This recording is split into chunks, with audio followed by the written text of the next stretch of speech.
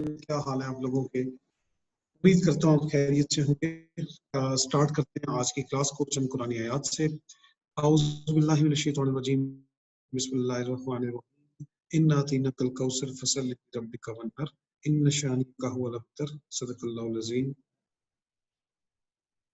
तो बच्चों, कल हम डिस्पोजल पढ़ रहे थे कंसोलिडेशन में, और डिस्पोजल के 4 सिनेरियो का मैंने जिक्र किया था।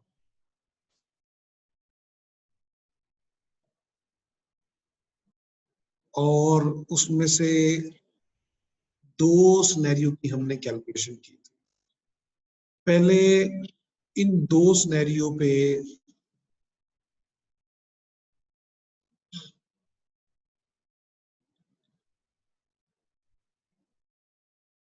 कोई कंफ्यूजन हो तो बता दें, फिर रिमेनिंग 2 सिनेरियोज की बात करेंगे। जी, इन 2 सिनेरियोज की वर्किंग अभी भी आपके स्क्रीन पे सामने मौजूद है।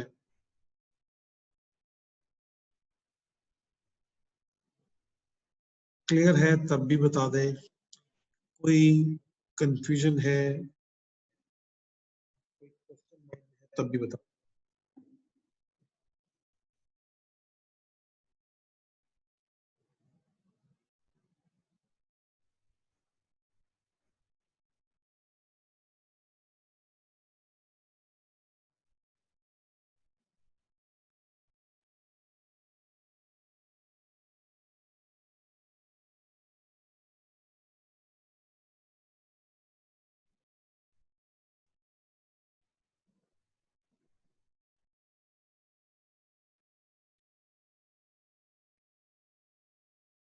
175 रिटेल की कैलकुलेशन है।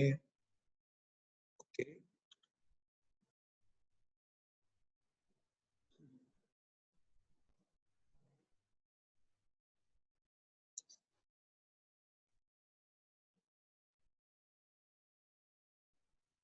175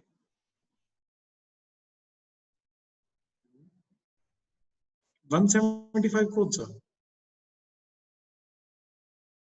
अच्छा, ये डिस्पोजल पे जो रिटेल अर्निंग है उसकी बात कर रहे हैं आप?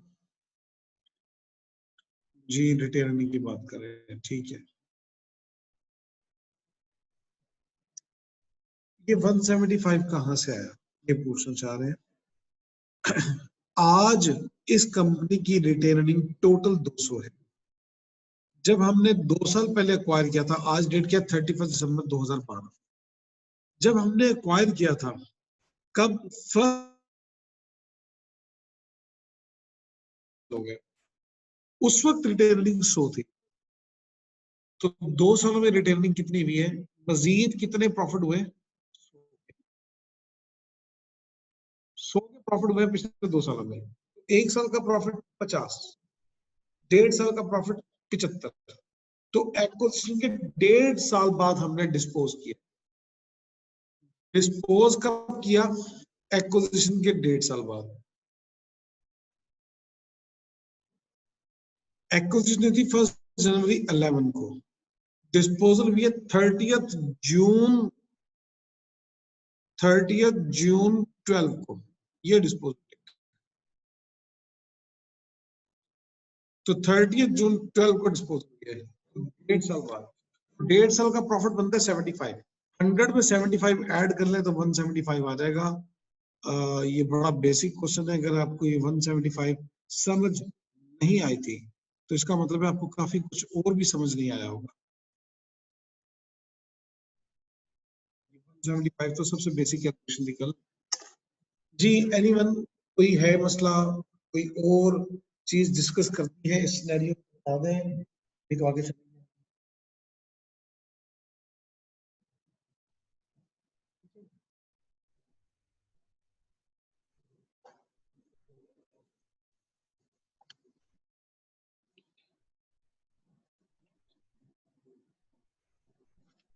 उससे करो।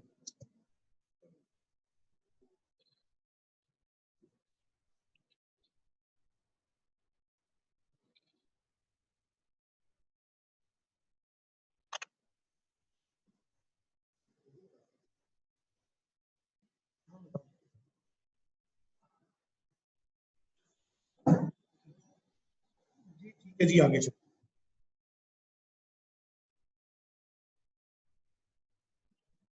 हम सिनेरियो डिस्कस कर रहे थे डिस्पोजल के, और डिस्पोजल के 4 सिनेरियो में से 2 सिनेरियो हमने पढ़ लिए। एक था कंट्रोल नॉट लॉस्ट का, फिर आगे कंट्रोल लॉस्ट के सिनेरियो में से हमने एंटायर डिस्पोजल डिस्कस किया। एंटायर डिस्पोजल के सिनेरियो में मैंने आपको एंट्री पास करके दिखाई कि नेट एसेट्स हमारी कंसोलिडेटेड बैलेंस शीट को माइंड में रखें। कंसोलिडेटेड बैलेंस शीट से नेट एसेट्स निकल गए, पहले कंसोलिडेट हो रहे थे अब नहीं हो रहे। एनसीए निकल जाएगी, गुडविल निकल जाएगी, और कैश आ जाएगा, और बैलेंसिंग फिगर गेन होगी या लॉस होगी। ये बात तो कल तक हमने कर ली थी। अब बात करेंगे, अगर हमारे पास डिस्पोजल के बाद उस कंपनी का स्टेटस चेंज होके सब्सिडरी से चेंज होके एसोसिएट हो जाए तो क्या करेंगे। मतलब एक सब्सिडरी है, उसके हम अगर कुछ इस तरह से शेयर सेल करें, डिस्पोज करें, आज के बाद वो हमारी सब्सिडरी ना रहे बल्कि एसोसिएट बन जाए। जिसकी एग्जांपल मैंने कुछ यूं लिखी हुई है कि 70% शेयर हो और आप 30% डिस्पोज कर दें, तो ये डिस्पोजल का सिनेरियो तो हो गया। आपने सब्सिडरी के शेयर डिस्पोज तो किए हैं, लेकिन सब्सिडरी का स्टेटस चेंज हो गया, अब वो सब्सिडरी नहीं रही, एसोसिएट हो गई है। ऐसी सिचुएशन में क्या होगा? ऐसी सिचुएशन में बच्चों सेम यही एंट्री पास होगी, थोड़ी सी चेंज के साथ, कि कैश डेबिट तो होगा, नेट एसेट्स क्रेडिट भी होंगे, क्योंकि अब सब्सिडरी नहीं रही तो अब कंसोलिडेशन तो नहीं होनी।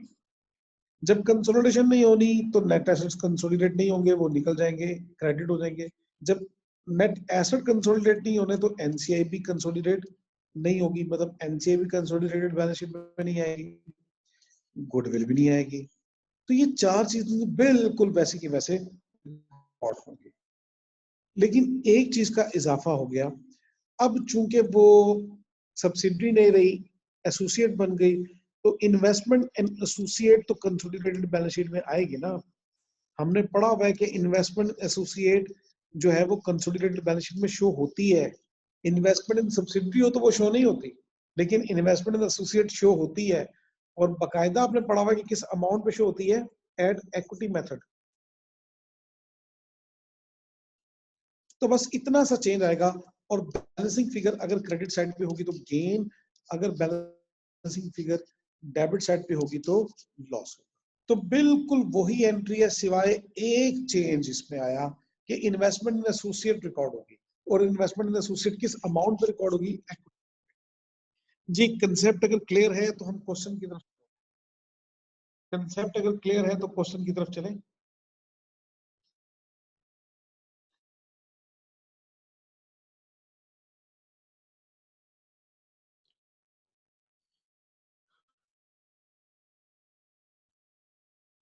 दोबारा उसी क्वेश्चन पे आ गए, CIE 11 पे, लेकिन इसके हमने पहले कितने पार्ट किए थे? पहले हमने पार्ट ए किया था, डी किया था।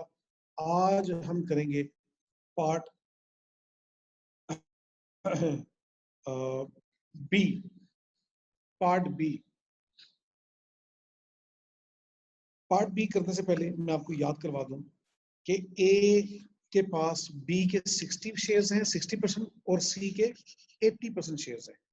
80 में से हम 40% शेयर डिस्पोज करने लगे हैं।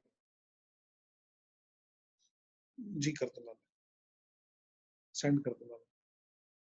हम 40% शेयर डिस्पोज करने लगे हैं, तो बच्चों गौर करें, 40% शेयर डिस्पोज कर देंगे तो रिमेनिंग फिर भी 40 रह जाएंगे हमारे पास, रिमेनिंग फिर भी 40 रह जाएंगे। ठीक है, तो 40% सेल करने के बाद 40% रह जाएंगे, यानी कि वो एसोसिएट हमारी रहेगी। At the date of, at that date, जिस दिन हमने डिस्पोज किए, रिमेनिंग शेयर्स की फेयर वैल्यू कितनी है? 280। ठीक है, इस 280 का क्या करना है वो बाद में देखते हैं, लेकिन अभी वर्किंग वन पे आ जाए। वर्किंग वन सेम ऐसे ही बनेगी, बी की भी, सी की भी। डिस्पोजल डेट का कॉलम भी बनेगा, रिपोर्टिंग डेट का बना लें, आपकी मर्जी है।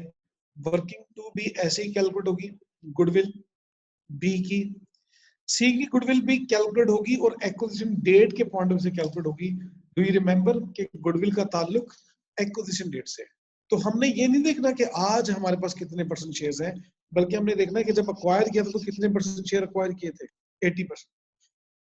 तो 130 की गुडविल पे की थी, लेकिन आज चूंकि ये सब्सिडरी नहीं रही तो गुडविल को टोटल में शामिल नहीं करेंगे। इस तरह एनसीआई हम बी की कैलकुलेट करेंगे, सी की कैलकुलेट नहीं करेंगे। और ग्रुप रिटेन अर्निंग कैसे कैलकुलेट करेंगे, इसके लिए मैं अलग से वर्किंग कर देता हूँ। Now we are doing part B. Working 1, 2, 3 same है, वर्किंग 4 थोड़ी सी डिफरेंट होगी और वर्किंग 5 डिफरेंट होगी। ग्रुप रिटेन अर्निंग में कैसे कैलकुलेट करूंगा, इसमें एक कंपनी का पूरा 1000 आएगा, बी कंपनी का सेम वैसे ही आएगा जिस तरह पिछले पार्ट में आया था, 800 माइनस 700, 100 का 60%, 60। सी का कैसे कैलकुलेट करेंगे, सी एसोसिएट होने से पहले हमारी सब्सिडरी थी डिस्पोजल से पहले, तो 475 और 400 का फर्क,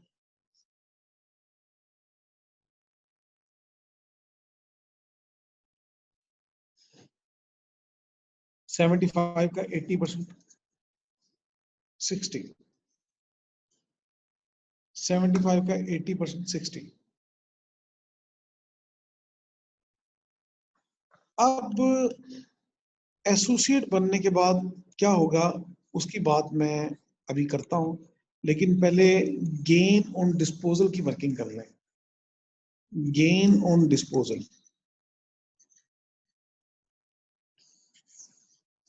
अमाउंट को समझे बगैर अगर आप सिर्फ ये देखें कि जब डिस्पोजल करेंगे तो कैश डेबिट होगा, नेट एसेट्स क्रेडिट होंगे, एनसीआई डेबिट होगी, गुडविल क्रेडिट होगी। हाँ, एक चीज का इजाफा है इसमें, इन्वेस्टमेंट इन एसोसिएट डेबिट होगी, जैसे भी थोड़ी देर पहले हम डिस्कस कर रहे थे। और बाकी गेन होगा तो क्रेडिट होगा, लॉस होगा तो डेबिट होगा। ये एंट्री पास होनी है। अब अमाउंट देखते हैं कि ये एंट्री किस अमाउंट पे होनी है। तो रिक्वायरमेंट बी पड़े, 40% हमने शेयर डिस्पोज किए, कितने के, 600 के। और ये डिस्पोजल करने के बाद जो रिमेनिंग शेयर्स हैं उसकी वैल्यू कितनी है, 280। तो इन्वेस्टमेंट एसोसिएट जब बच गई थी उसकी वैल्यू क्या है, 280। कैश कितना मिला, 600। नेट एसेट्स कितने थे डिस्पोजल डेट पे, अब वो वर्किंग मन हमें देखनी पड़ेगी। वर्किंग मन का डिस्पोजल डेट पे नेट एसेट्स 475 के। इस 475 का 20% एनसीआई है,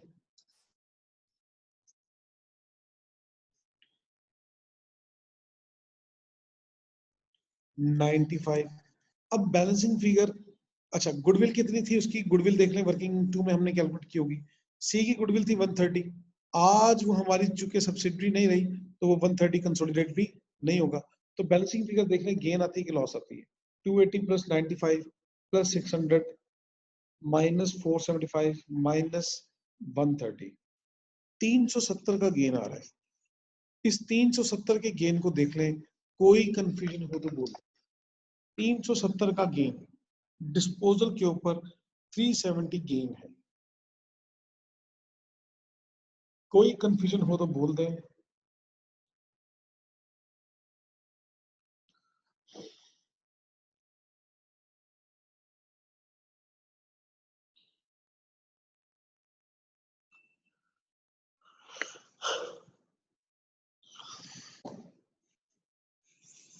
ओके, सिर्फ अहमद एजाज ने रिस्पॉन्स दिया है। ठीक है, अब ये गेन ऑन डिस्पोजल यहां पे आएगा।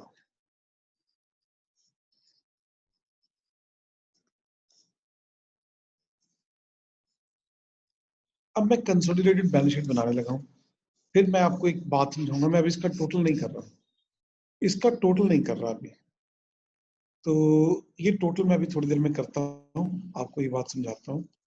लेकिन अभी मैं अगर बैलेंस शीट बनाऊं तो बैलेंस शीट में क्या लिखूंगा, मैं नेट एसेट्स लिखूंगा। मेरा आपसे क्वेश्चन है कि क्या सी को कंसोलिडेट करेंगे हम या सिर्फ ए और बी को करेंगे। 2850, 800 और 500, 2850, 800, हाँ ए और बी को करेंगे, सी नहीं होगा। बिल्कुल सही कहा आपने जी, बिल्कुल सही कहा। तो ए और बी को जब कंसोलिडेट करेंगे तो 3650 हो जाएगा। यहाँ पे एक और चीज आएगी, इन्वेस्टमेंट इन एसोसिएट। चलिए उसकी बात भी कर लेते हैं। यहाँ पे एक और चीज आएगी, गुडविल। गुडविल, मेरा आपसे क्वेश्चन है कि क्या बी और सी दोनों की गुडविल आएगी, क्या सिर्फ बी की आएगी? सिर्फ बी की आएगी, 380। अब मेरा आपसे क्वेश्चन है, अब जरा तवज्जो के साथ बात को समझना है। इन्वेस्टमेंट इन एसोसिएट बैलेंस शीट में कितनी लिखूं? आप स्क्रीन को ही गौर से देख लें, आपको शायद जवाब मिल जाए।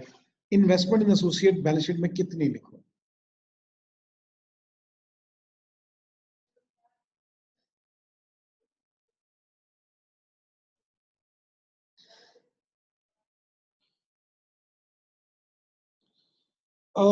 अनफॉर्चुनेटली सब बच्चों का आंसर गलत है। अरे वाह, अहमद एजाज बहुत इंटेलिजेंट बच्चा बनने की कोशिश करता है।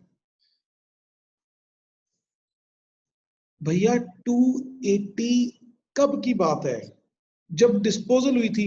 डिस्पोजल कब हुई थी? फर्स्ट, सॉरी, 30 जून 2012 को डिस्पोजल हुई थी। आज 31 दिसंबर है। क्या 30 जून से लेके आज 31 दिसंबर 6 महीने हो गए, एसोसिएट का कोई प्रॉफिट नहीं हुआ? और अगर एसोसिएट का प्रॉफिट हुआ है तो उसमें क्या हमारा कोई हिस्सा नहीं है? देखें, एसोसिएट कौन सी, सी को आप एसोसिएट कह रहे हैं। तो अगर आप गौर करें, डिस्पोजल डेट से लेके रिपोर्टिंग डेट का 25 का प्रॉफिट है। अब डिस्पोजल डेट और रिपोर्टिंग डेट के कॉलम का कंपैरिजन करें। एसोसिएट ने जब से, वो हमारी एसोसिएट बनी है, एसोसिएट कब बनी है? डिस्पोजल डेट पे। हमने सब्सिडी डिस्पोज की, वो एसोसिएट बन गई। तो जब से एसोसिएट बनी है, उसका 25 का प्रॉफिट हुआ है, और इसके प्रॉफिट में कुछ ना कुछ हमारा हिस्सा है। कितना? कितना?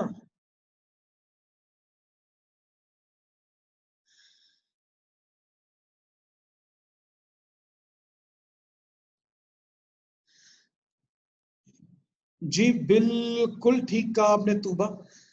एंट्री बताएं इसकी, रिटेन अर्निंग क्रेडिट करूं तो डेबिट किसे करूं?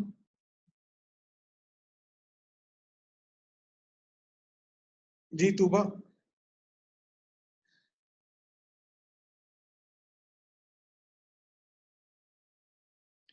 जी बिल्कुल सही कह रहे हैं बाकी सब, कि 40% जब लेंगे तो 10 आ जाएगा। लेकिन तूबा मुझे एक बात का जवाब दे दें, आप रिटेन अर्निंग को क्रेडिट करेंगे तो डेबिट किसको करेंगे? हाँ, इन्वेस्टमेंट को डेबिट करेंगे।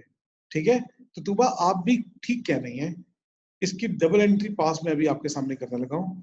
Investment credit, investment sorry debit होगी 280 में। अच्छा, बच्चों ने कैलकुलेट करके दिखाया, 25 का 40%, 25 का 40% 10 ही बनता है, तो ये 290 हो जाएगा। इन्वेस्टमेंट डेबिट और रिटेनिंग क्रेडिट। रिटेनिंग में इसलिए मैंने जगह छोड़ी हुई थी कि सी का जो प्रॉफिट है ना, 500 से लेके 500, सॉरी 475 से लेके 500 के दरमियान, इसका 40% जो कि 10 बनता है, ये हमारा एसोसिएट का प्रॉफिट समझा जाएगा। प्रॉफिट फ्रॉम एसोसिएट समझा जाएगा ये। और ये तो सबसे, तो 10 से हमने तूबा देख लें क्या एंट्री पास की है। हमने प्रॉफिट को, रिटेन अर्निंग को क्रेडिट किया है।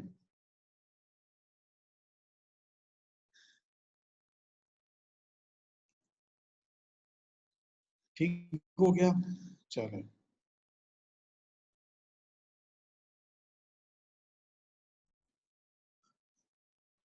अब रिटेन अर्निंग भी 10 से बढ़ गई और इन्वेस्टमेंट भी हमारी 290 की शो होगी। ले जी, टोटल करते हैं।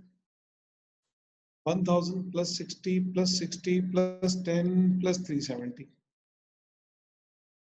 1500। अब एसेट साइड का टोटल कर लें, कितना आता है? 3650। Plus 290 plus 380 4320।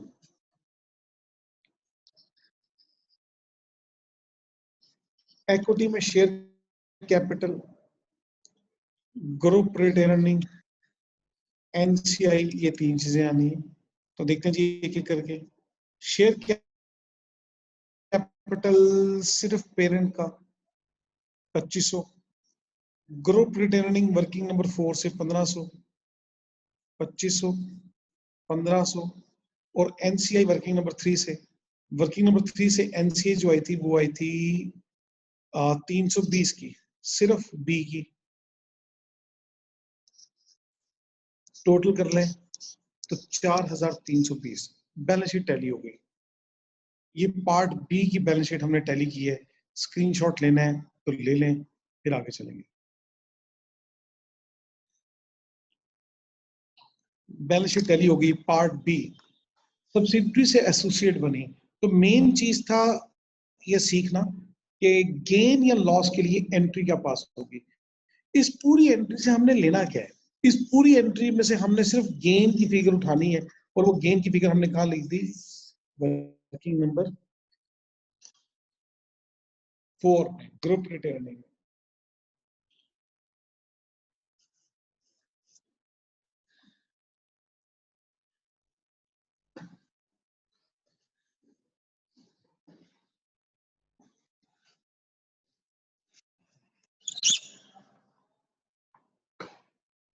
जी नोट हो गया बच्चों।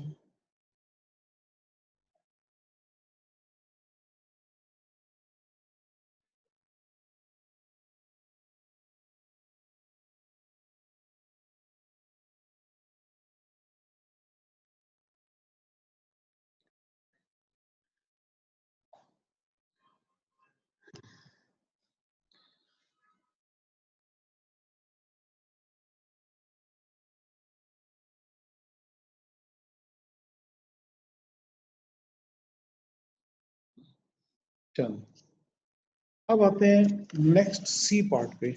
सी पार्ट असल में क्या है? इससे पहले हम डिस्पोजल की फर्दर और टाइप पढ़ लें। डिस्पोजल की हमने कौन कौन सी टाइप पढ़ ली? कंट्रोल नॉट लॉस्ट वाली पढ़ ली, कंट्रोल लॉस्ट में एंटायर डिस्पोजल पढ़ लिया, सब्सिडरी से एसोसिएट बनी वो पढ़ ली। अब सब्सिडरी से ट्रेड इन्वेस्टमेंट बच गई। ट्रेड इन्वेस्टमेंट का मतलब क्या है कि हमारे पास थोड़ी बहुत इन्वेस्टमेंट बच गई, ना वो सब्सिडरी कहलाने के लायक है, ना वो एसोसिएट कहलाने के लायक है। यानी कि हमारे पास 2% शेयर, 3%, 5%, 8%, 10%, 15%, 20% से कम कम, क्योंकि 20% हो गया तो वो एसोसिएट हो जाएगी। हमारे पास शेयर बचे हैं कोई 200, 400, या परसेंटेज में बात करूं तो 2%, 4%, 5%। हमारे पास थोड़े बहुत शेयर बचे हैं उस कंपनी के जो पहले हमारी सब्सिडरी थी, तो उसको हम कहेंगे ट्रेड इन्वेस्टमेंट हमारे पास बच गई। तो इस सिचुएशन में क्या एंट्री पास करेंगे? ये तो एंट्री तकरीबन यही है। मतलब क्या एंट्री पास होगी? कैश डेबिट होगा, बिल्कुल होगा।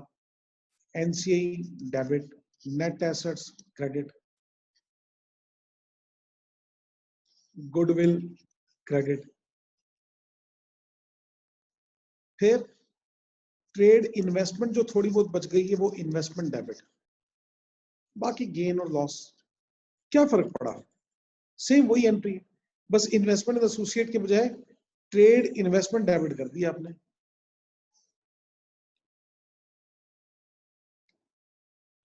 हाँ, और ये हाफिज नुमान ने बिल्कुल ठीक कहा कि आंसर जो है वो हम जो है वो ट्रेड इन्वेस्टमेंट जो है वो हमेशा फेयर वैल्यू पे शो करेंगे। तो बस अब इसका सिनेरियो करते हैं, इसकी एग्जांपल देखते हैं। Part C, A dispose 70% shares of C. हम सी के मालिक हैं 80%, उसमें से 70% शेयर बेच देंगे तो हमारे पास क्या बचेंगे? 10%। हमने 70% शेयर बेच दिए 600 के, और रिमेनिंग इन्वेस्टमेंट जो बची है ना उसकी फेयर वैल्यू 90 मिलियन है। At that date fair value of investment was 90 million. इस क्वेश्चन में ना एक चीज का इजाफा कर लें, ये इजाफा कर लें। At that date fair value of remaining share was 90 million, and at 31st December 2019, sorry, 31st December 2000,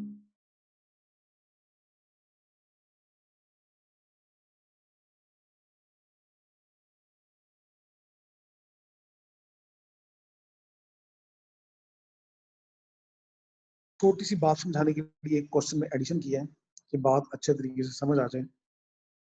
तो फेयर वैल्यू बाद में चेंज होकर 92 हो गई। आगे चलते हैं। अब पार्ट सी का सोल्यूशन मैं आपके सामने करूंगा। पार्ट बी का आपके सामने किया, पार्ट सी का भी करता हूं। तो पहले वर्किंग 4 और 5 कर लें। ग्रुप रिटेनिंग, पेरेंट की वही 1000 यानी कि ए की, बी की वही 60, सी की वही 475 और 400 का डिफरेंस, और उसका 80% वही 60। अब आगे कोई बात करने से पहले मैं वर्किंग 5 कर दूं ताकि गेन ऑन डिस्पोजल आ जाए। तो गेन ऑन डिस्पोजल कैसे कैलकुलेट करूंगा? सब कुछ वही। कैश कितना मिला? 600। एनसीए कितनी डेबिट हुई? नेट एसेट कितने क्रेडिट हुए? नेट एसेट थे 475, उसका 20% एनसीए थी 95। गुडविल कितनी क्रेडिट हुई? बिल्कुल पिछले सिनेरियो की तरह। इन्वेस्टमेंट जो बची थी ना, छोटी मोटी थोड़ी बहुत इन्वेस्टमेंट, अदर इन्वेस्टमेंट या ट्रेड इन्वेस्टमेंट, वो बच गई हमारे पास 90 के। ये क्वेश्चन में गिवन है 90। पार्ट सी कि 90 की इन्वेस्टमेंट बच गई। उस दिन 90 की थी डिस्पोजल डेट पे, आजकल 92 की है। बैलेंस शीट डेट पे ये 92 हो गई है, लेकिन डिस्पोजल डेट पे ये चूंकि 90 थी तो यहाँ पे 90 लिखा जाएगा। अब टोटल करते हैं। 90 प्लस 600 प्लस 95, 785 माइनस 475 माइनस 130, ये गेन आता है 180 का। 180 का गेन, ये गेन चला जाएगा वर्किंग नंबर 4 में। गेन ऑन डिस्पोजल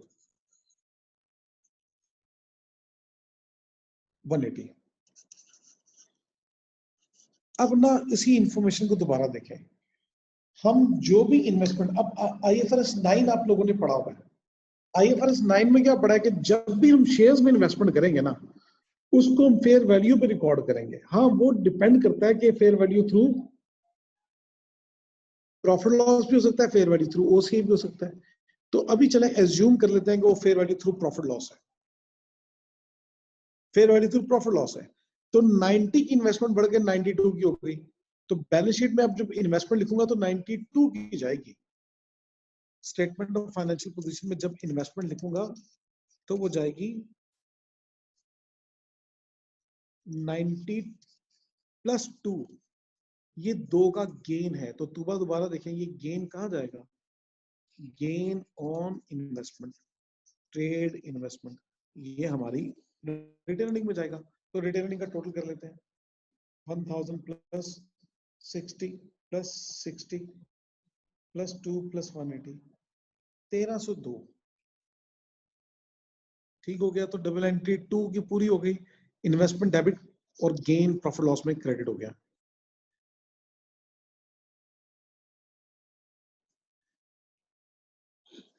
अब बैलेंस शीट में बाकी एसेट, प्रॉपर्टी, नेट एसेट जो हमें बताए गए हैं वही ए और बी के आएंगे, जो कि हैं 2850 और 83650। गुडविल वही एक कंपनी की 130। टोटल कर दें 3650 प्लस 130 प्लस 92,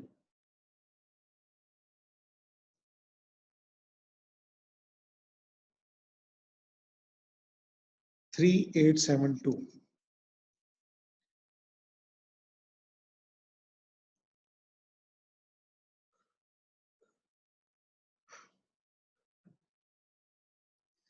हाय हाय हाय हाय, खिजर खान, मुझे ऐसे ही बोंगे क्वेश्चन की उम्मीद थी किसी न किसी बच्चे से। बिल्कुल इलॉजिकल क्वेश्चन। क्या मैं किसी कंपनी के 2-4% शेयर अगर होल्ड करता हूँ तो उसके प्रॉफिट की परसेंटेज मैं अपनी इनकम में ऐड करूंगा? नहीं, कभी भी नहीं। फिर अगर ऐसा ही करना है तो फिर एसोसिएट की इन्वेस्टमेंट की अकाउंटिंग क्या है? ऐसा तो एसोसिएट हो तो करते हैं खिजर, कि कोई कंपनी हमारी एसोसिएट हो और उसका प्रॉफिट कुछ हो जाए तो 20-25%, 30%, 40%, तो जितने भी हम मालिक हैं हम वो प्रॉफिट अपने प्रॉफिट में ऐड करते हैं। लेकिन एक कंपनी के मैंने सिर्फ 2 शेयर लिए हैं, 4 शेयर लिए हैं, 100, 1000, या परसेंटेज की बात करूं तो 2%, 3%, 5% शेयर लिए हैं, वो मेरी एसोसिएट है ही नहीं। तो मेरा काम क्या है, मैं अकाउंटिंग कैसे करूंगा? सिर्फ और सिर्फ उस इन्वेस्टमेंट को फेयर वैल्यू में रिकॉर्ड करूंगा। उसके प्रॉफिट की सर्टेन परसेंटेज मेरे प्रॉफिट का पार्ट नहीं बनेगी। हाँ, अगर कोई डिविडेंड इनकम मिलती है तो वो मेरी प्रॉफिट में ऐड होगी, डिविडेंड इनकम। तो उसके प्रॉफिट के ऊपर मेरा कोई हक नहीं है। ये कंसेप्ट अपना ना एक दफा फिर रिवाइज करने हैं। एक कंपनी का आप सिर्फ एक शेयर ले लें, क्या उस कंपनी के प्रॉफिट पे आपका कोई हक है? या मैं सिंपल क्वेश्चन को जनरलाइज करता हूँ, क्या शेयर होल्डर का कंपनी के प्रॉफिट के ऊपर कोई हक होता है? हाँ, आज आप अपना कंसेप्ट अपना ठीक कर ले लॉ के पॉइंट से।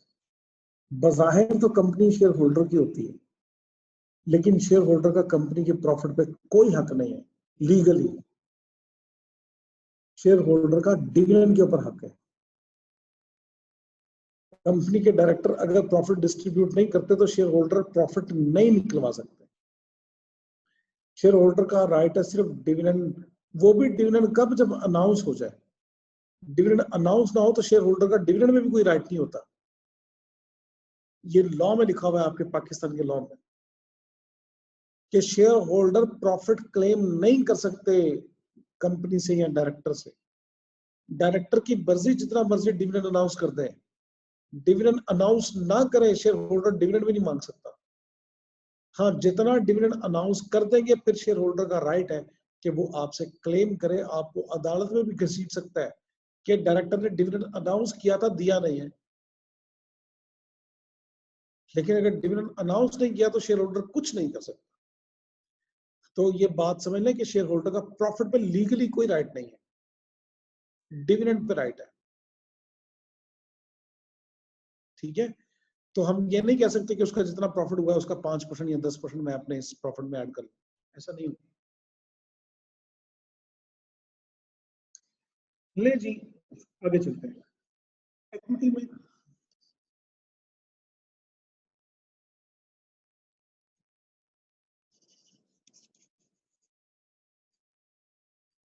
शेयर कैपिटल, ग्रुप रिटर्निंग और NCI. Group returning 1302, share capital I think सिर्फ 2500, और एनसीआई 320। एनसीआई वही जो वर्किंग फ्री में हमने की हुई है, 320 की टोटल कर दें।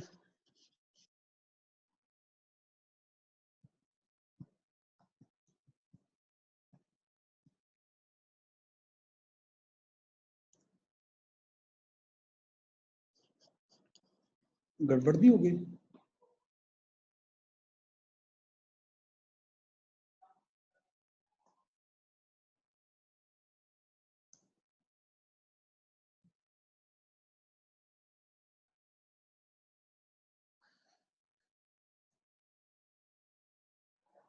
हाँ, टैली नहीं है। लेट मी सी कि क्या गलती हुई है। गुडविल 130 आती है। 600 का कैश मिला था। कितने का कैश मिला था हमें? डिस्पोजल पे कैश कितना मिला था? 600 का। ठीक है।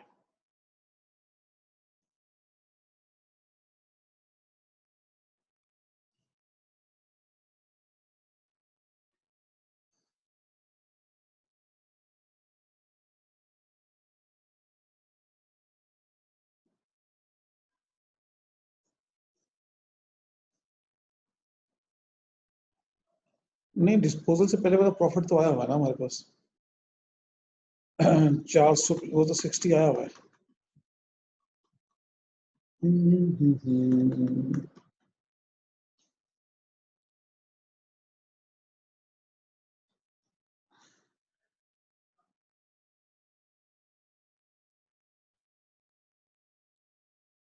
नेट एसेट्स 475 के चले गए।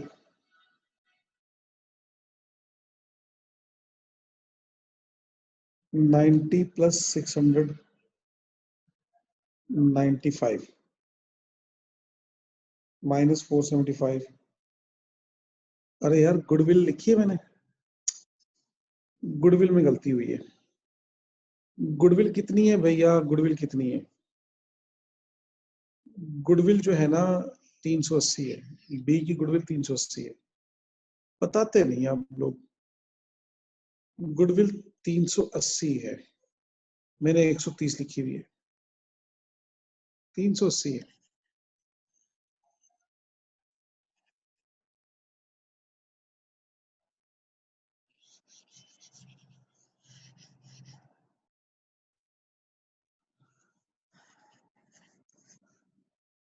ठीक है, टोटल करें। 3650, 380 प्लस 92, 4122 टैली।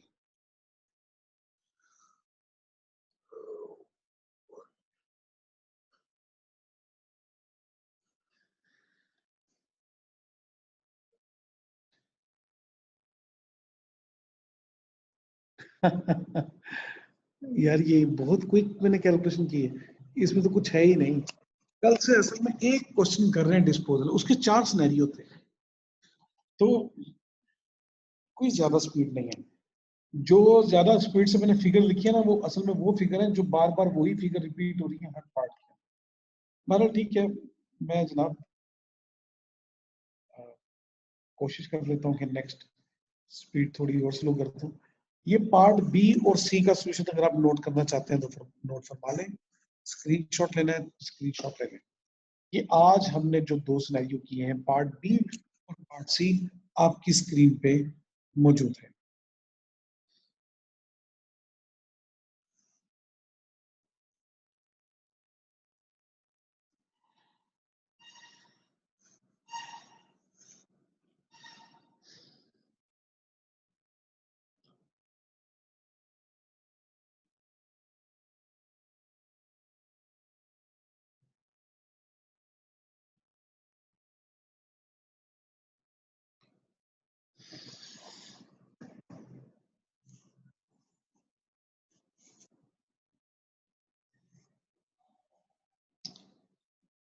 वर्किंग 5 में ना गुडविल उस कंपनी की है जिसको हमने डिस्पोज किया, बुजदार साहब 130 ही है। और बैलेंस शीट में उस कंपनी की गुडविल आ रही है जो हमने अभी तक, जो हमारी सब्सिडरी है, यानी कि बी की। तो मैंने गलती से वो 130 वहां पे भी लिख दिया था, 130 यहाँ पे भी लिख दिया था। जो कंपनी डिस्पोज की है उसकी गुडविल थी 130, जो कंपनी अभी भी हमारी सब्सिडरी है उसकी गुडविल है 380। तो बैलेंस शीट में बी की गुडविल आनी है जो अभी भी हमारी सब्सिडरी है, बुजदार साहब।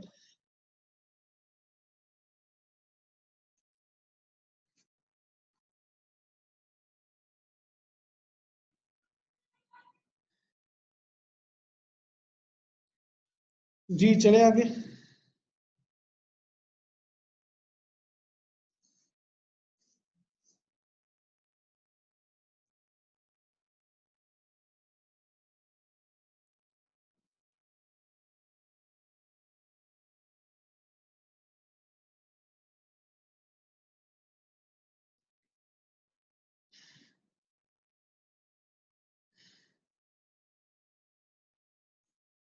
जवाब नहीं देते यार आप लोग तो।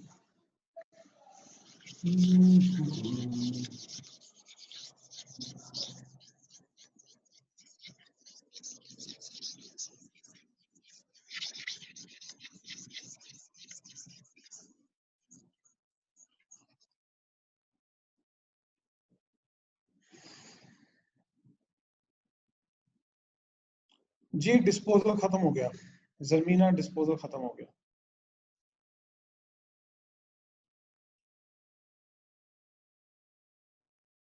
इतना आसान था डिस्पोजल, कितनी जल्दी खत्म हो गया।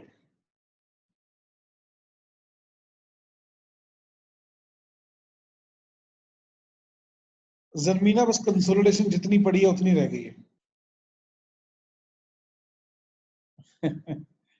कंसोलिडेशन कहाँ खत्म होती है इतनी आसानी से। अच्छा,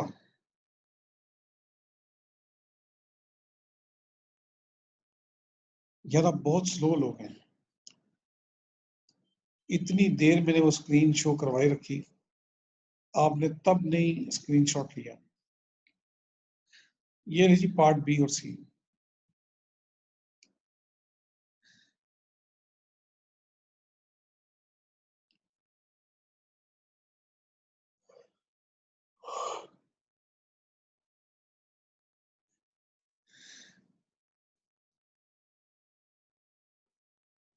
अहमद एजाज कोई मसला नहीं है, अगर डी शेप में डिस्पोजल आ जाए तो क्या मसला है। हमें डिस्पोजल की एंट्री सीखनी थी मेनली अहमद एजाज। आपने गौर किया डिस्पोजल के चारों सिनेरियो में सबसे इंटरेस्टिंग चीज क्या थी, या जो टेक्निकल चीज क्या थी, डिस्पोजल की एंट्री। अब वो डी शेप ग्रुप हो वर्टिकल ग्रुप हो मुझे इससे कोई फर्क नहीं पड़ता। आपके माइंड में क्या कंफ्यूजन है, क्या फर्क पड़ सकता है, कोई फर्क नहीं पड़ता। नेट एसेट्स तब भी डी शेप भी हो वर्टिकल हो तब भी हमारी बुक से निकलेंगे, एनसीए भी निकलेगी, गुडविल भी निकलेगी, कैश आएगा, बाकी गेन या लॉस क्रेडिट, गेन होगा तो क्रेडिट, लॉस होगा तो डेबिट।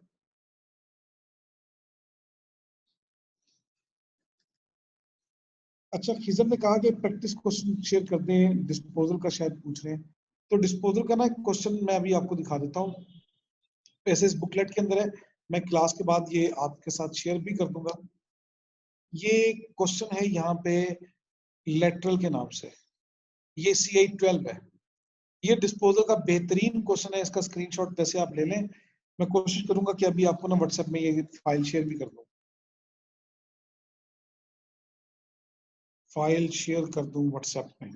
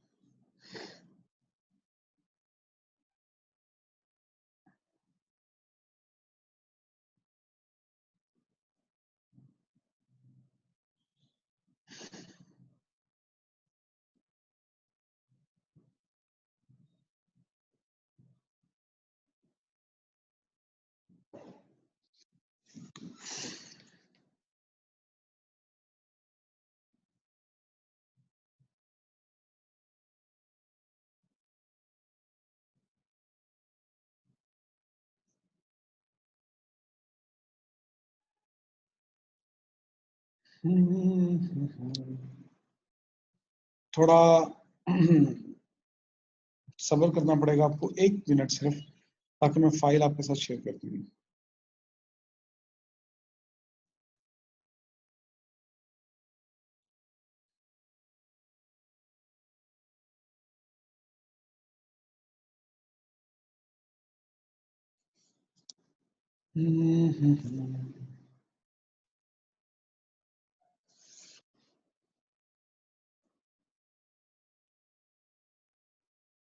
ले जी, इंतजार की घड़ियां खत्म हुई और ये फाइल आपके साथ शेयर हो गई।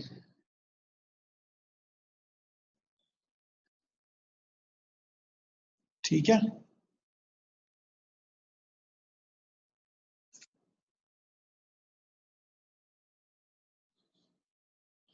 बच्चों शेयर होगी फाइल आपके साथ।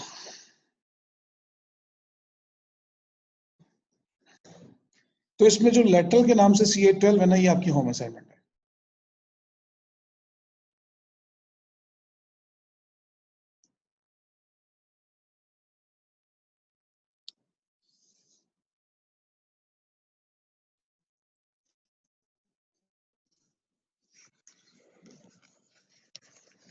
ले जी बच्चों, अगली कहानी। जमीना ने कहा कि कंसोलिडेशन खत्म हो गई। जमीना, कंसोलिडेशन, वो कंसोलिडेशन ही क्या जो खत्म हो जाए। है कंसोलिडेशन बहुत बहुत वास्ट एरिया है।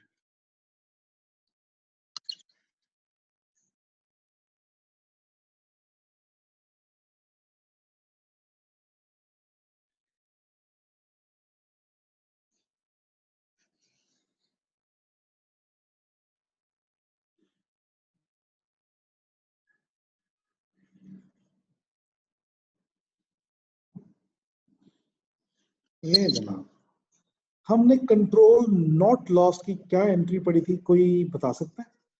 कैश, डेबिट और क्रेडिट क्या? मतलब मेरे पास 80% शेयर्स थे, उसमें से 25 डिस्पोज कर दिए, 55 अभी भी हैं, सब्सिडी तो अभी भी है। तो कैश डेबिट होने से क्रेडिट क्या होगा?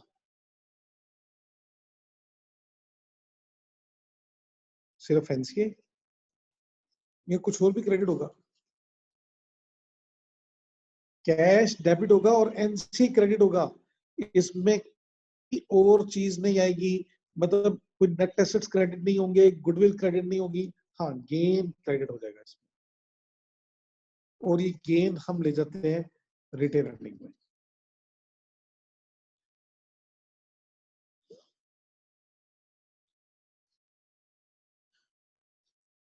तो वैसे अब डिस्पोजल खत्म हो चुकी है, लेकिन इससे रिलेटेड एक बात है, मैंने सोचा यहीं पे कर दूं तो बात को समझना थोड़ा आसान हो जाएगा।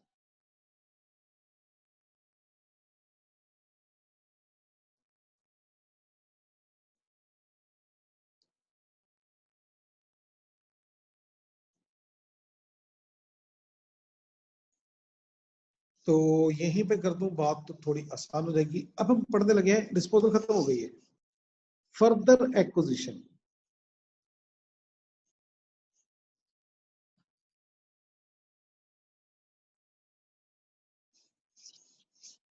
मतलब मेरे पास एक कंपनी के 55% शेयर्स हैं। A holds 55% shares of B Limited, which were acquired पता नहीं कब, 2012 में। A further acquired 25%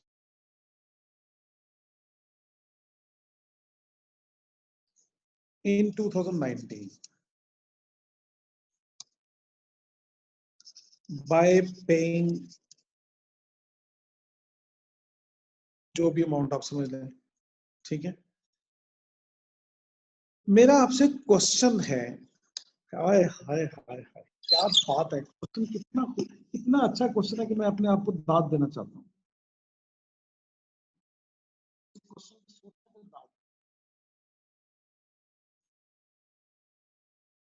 आज मैं जब गुडविल कैलकुलेट करूंगा, ये ईयर है 2020, 30 जून 2020 या 31 दिसंबर 2019 कर लें। मैं आज कंसोलिडेशन जब बनाऊंगा तो आपसे क्वेश्चन ये है कि गुडविल कैलकुलेट करते वक्त कितने परसेंट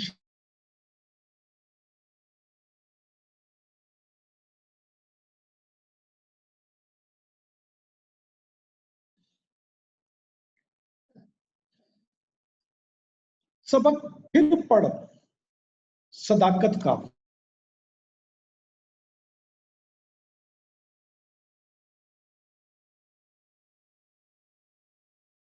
आओ खिजर,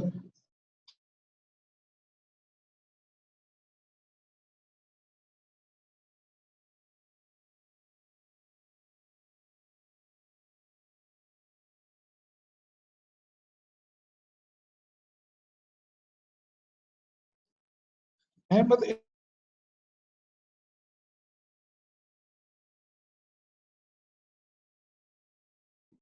सब्सिडी के नेट एसेट्स को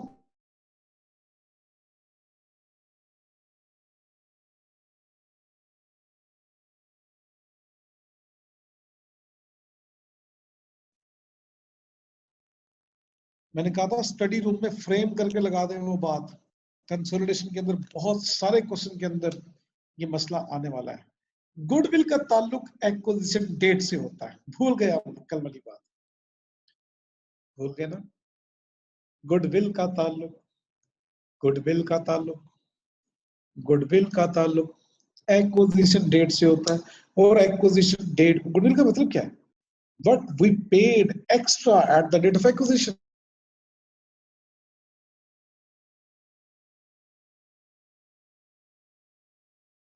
कोई राव को ये बताए एक्विजिशन IFRS 10 के मुताबिक और IFRS 3 के मुताबिक एक्विजिशन वो डेट होती है जिस दिन कंट्रोल आता है।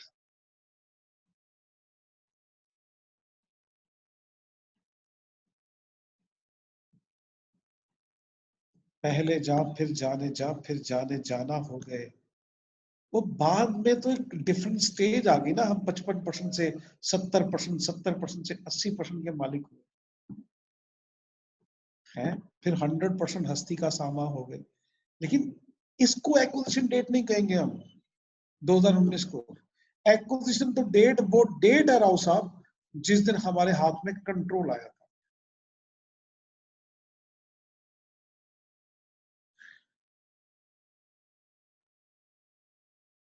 अरे यही देखिए लफ्ज, हम जनरल वर्डिंग तो यही बोलेंगे मैंने शेयर अक्वायर किए, अक्वायर का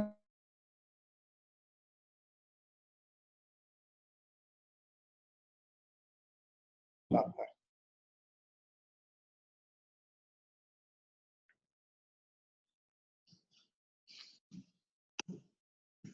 हाँ, महीन नकवी ने अगली बात भी कर दी जो मैं अभी पूछने लगा था। गुडविल का ताल्लुक एक्विजिशन डेट से, और एक्विजिशन डेट वो डेट है राव साहब जिस दिन हमारे हाथ में कंट्रोल आया था।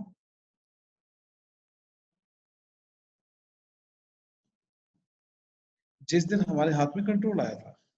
और एनसीए का ताल्लुक रिपोर्टिंग डेट से होता है। तो महीन नकवी, आपकी बात का क्या मतलब बना कि हम एनसीए कैलकुलेट करते हुए कितने परसेंट लेंगे? खिदर खान, नहीं, आपकी बात में दम, बिल्कुल गलत कर रहे हैं आप बात। अभी इसका जवाब देता हूं मैं।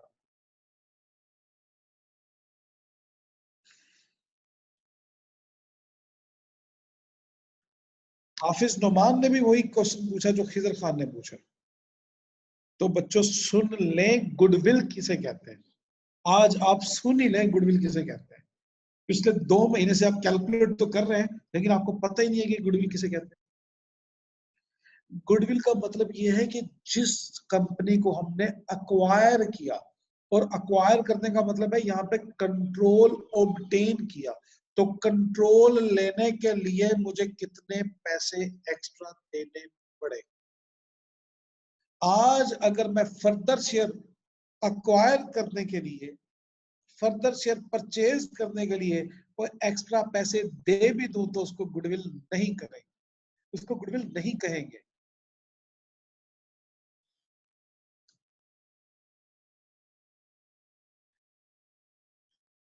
हाफिज नोमान और खिजर खान, आप दोनों का मसला हल हो गया। दोनों का सेम क्वेश्चन था जी, हो गया ना? हाँ, अरे वाह, माहीन नकवी ने बड़ी अच्छी बात की है। Goodwill remain same at acquisition date, लेकिन एनसी का ताल्लुक चूंकि रिपोर्टिंग डेट से ये बार बार चेंज होती रहेगी। गुडविल सिर्फ और सिर्फ चेंज होगी, अदरवाइज गुडविल सेम रहेगी। माहीन नकवी, बहुत खूब बात की आपने, क्योंकि गुडविल का ताल्लुक एक्विजिशन डेट से। जी, आज एनसीए कैलकुलेट करते वक्त रिपोर्टिंग डेट पे हम ये देखेंगे कि एनसीए की परसेंटेज आज क्या है। रिपोर्टिंग डेट पे 20%, तो एनसीए कैलकुलेट करते वक्त 20% हम जो है वो परसेंटेज लेंगे। लेकिन ये तो बताएं कि ग्रुप रिटेन अर्निंग कैलकुलेट करते वक्त क्या करेंगे आप? 55% के 80%?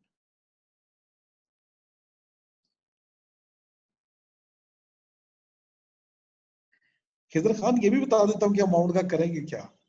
हाँ, हाफिज नुमान ने कहा कि रिटेन अर्निंग पीरियड वाइज लेंगे, पहले 25% लेंगे। अब नहीं, अहमद एजाज आपने गलती कर दी। पहले 25%, बाद में पहले 55, बाद में 25 नहीं, बाद में 80। 55 के बाद 25 और आगे तो 80 हो गया। तो अहमद एजाज आपने छोटी सी गलती कर दी, पहले 55 बाद में 80, 80%। ठीक है अहमद एजाज?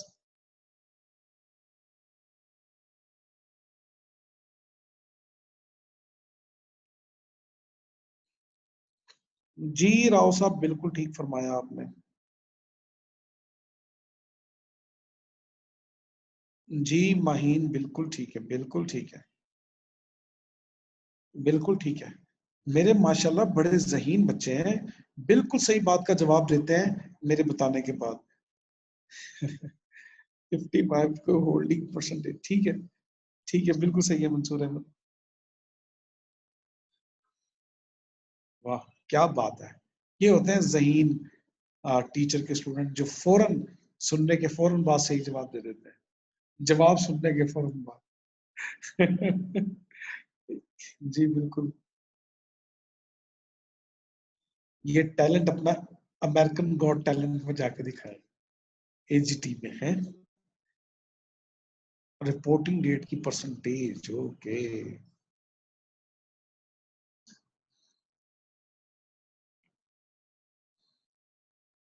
तो अब आपके क्वेश्चन का क्या मतलब है कि हम इंटेंजिबल के वक्त आंखें बंद कर लेंगे कंसोलिडेशन करते वक्त?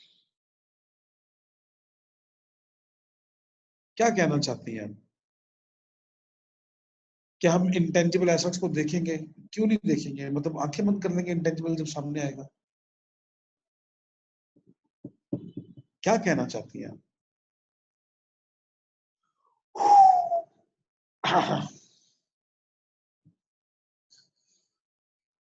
राव साहब अब मेरी बात सुने।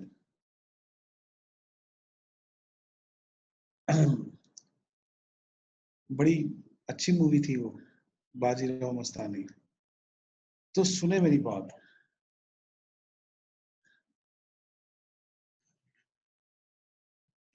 आपने कहा फर्दर एक्विजिशन में जो एक्स्ट्रा पैसे देंगे उसका क्या करेंगे?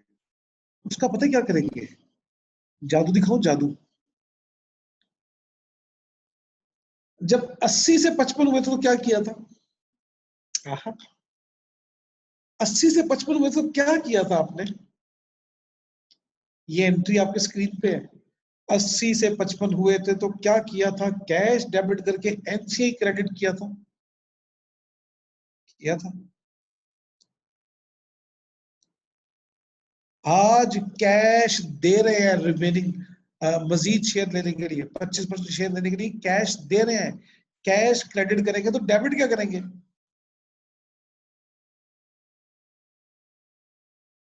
हम एंट्री उलट करते हैं, cash account credit, NCI debit. NCI क्यों डेबिट?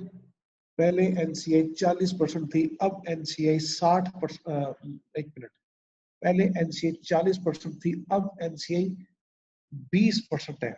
और महरीन ने, महरीन, आप सॉरी माहीन नकवी, आप इतनी इंटेलिजेंट स्टूडेंट पहले कहाँ थी? आज मुझे फील हो रहा है कि माहीन बहुत इंटेलिजेंट है, हर बात का सही सही जवाब दे रही है। तो हमने रिटेन अर्निंग में इफेक्ट लेके जाना है बैलेंसिंग फिगर का। वो क्रेडिट भी हो सकता है, वो डेबिट भी हो सकता है, वो डेबिट भी हो सकता है, क्रेडिट भी हो सकता है, बैलेंसिंग फिगर। हा हा।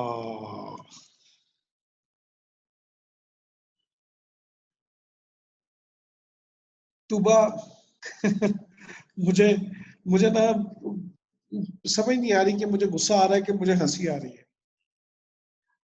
तुबा ने इतना बड़ा इल्जाम लगा दिया कि हमने आज तक जितने कंसोलिडेशन के क्वेश्चन किए हैं उसमें किसी में इंटेंजिबल था ही नहीं। इसका कोई जवाब दे कि हमने आज तक जितने कंसोलिडेशन के क्वेश्चन किए हैं किसी में इंटेंजिबल नहीं था।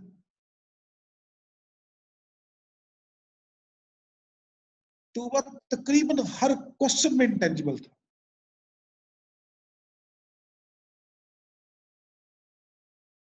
हर क्वेश्चन में इंटेंजिबल था, सिवाय ये डिस्पोजल के सिनेरियो के।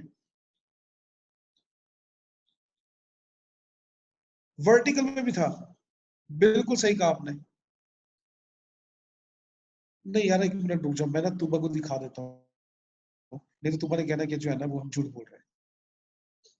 ट्रेड नेम था, ट्रेड नेम क्या था? इंटेंजिबल नहीं था। रिसर्च एंड डेवलपमेंट थी मेरे सीआईएस के अंदर। सॉफ्टवेयर थे। ब्रांड नेम आया था एक क्वेश्चन के अंदर। एक क्वेश्चन के अंदर इंटरनली जनरेटेड ट्रेडमार्क था। कितने क्वेश्चन हमने किए जिसमें इंटेंजिबल की ट्रीटमेंट थी। तो भाई इस तरह तो ना करें ना, इतनी सारी मेहनत करने के बाद आप कहे कि सर आपने कोई ऐसा क्वेश्चन ही नहीं करवाया जिसमें गुडविल हो। कल को आप ये भी कह सकती हैं कि आपने कोई ऐसा क्वेश्चन नहीं करवाया जिसमें गुडविल हो। डोमेन नेम वाला था बिल्कुल। हाँ बिल्कुल। चले, वो ना शॉर्ट टर्म मेमोरी लॉस के ऊपर एक मूवी थी मोमेंटो या गजनी, वो हो जाता है शॉर्ट टर्म मेमोरी लॉस। चीजें मतलब परसों पढ़ा था हमने क्वेश्चन, आज भूल गया आपको। चले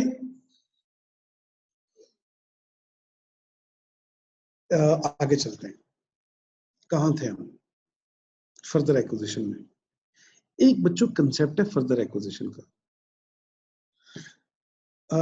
एक कंसेप्ट है स्टेप एक्विजिशन का। Step acquisition is different thing.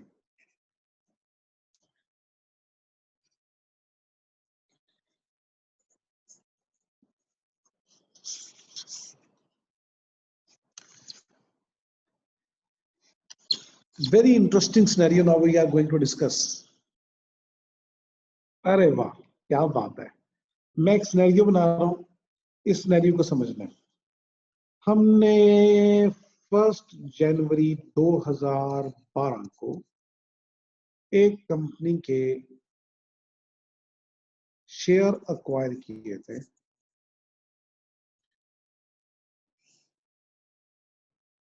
Acquire के लफ्ज से अगर आपको कंफ्यूजन होती है तो मैं परचेज लिख देता हूं। शेयर परचेज किए थे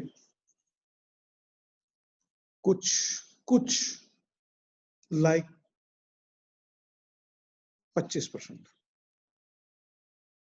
1 जनवरी 2014 को हमने उसी कंपनी के मजीद 20% शेयर अक्वायर किए। 1 जनवरी 2016 को हमने 2% शेयर अक्वायर किए उस कंपनी के। 1 जनवरी 2017 को हमने 1% शेयर अक्वायर किए। 1 जनवरी 2019 को हमने 3% शेयर अक्वायर किए। सबसे पहला क्वेश्चन है मेरा आपसे, एक्विजिशन डेट क्या है? एक्विजिशन डेट क्या है?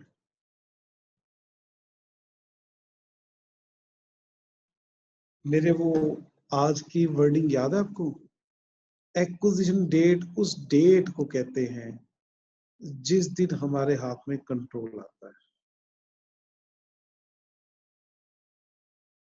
2019, 2014 नहीं, 19।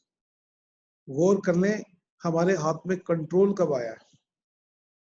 25 और 20 45 और 2 47 और 1 48 और 3 51। 51% से ज्यादा हमारे पास शेयर किस दिन हुए? ठीक है जी, टाइपिंग मिस्टेक हो गई आपसे। हम 1 जनवरी 19 को एक्विजिशन डेट मानेंगे। अभी बात खत्म नहीं हुई, अभी मसला हल नहीं हुआ। आज 31 दिसंबर 2019 है।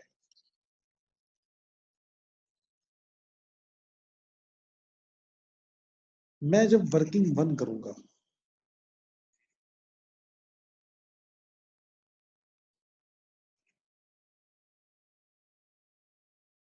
वर्किंग 1 जब करूंगा, इक्विटी ऑफ सब्सिडरी कैलकुलेट करूंगा।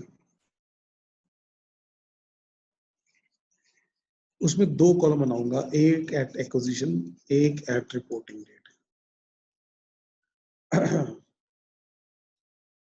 जी रिटेन अर्निंग जो है ना,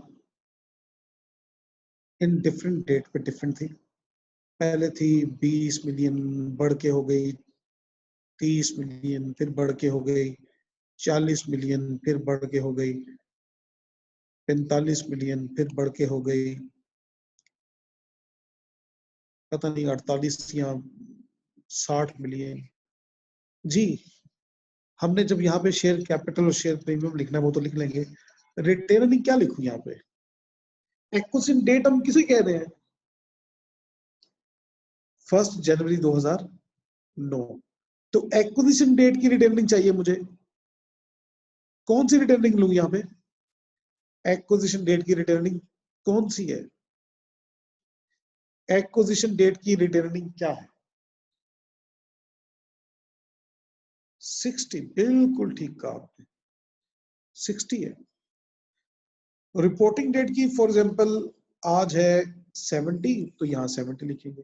चले, वर्किंग वन का तो मसला हल कर दिया आप लोगों ने। मेरा बस यही क्वेश्चन था वर्किंग वन में कि रिपोर्टिंग डेट तो आज की डेट है, एक्विजिशन डेट किसको कहेंगे? वो डेट जिस दिन हमारे पास कंट्रोल आया। हम उससे पहले वाली डेट्स को इग्नोर कर रहे हैं, हालांकि उससे पहले भी हमारे पास 48% शेयर थे। लेकिन acquisition date is the date when we obtain control over some entity. ठीक है। Now working number 2, goodwill. Investment जब लिखेंगे,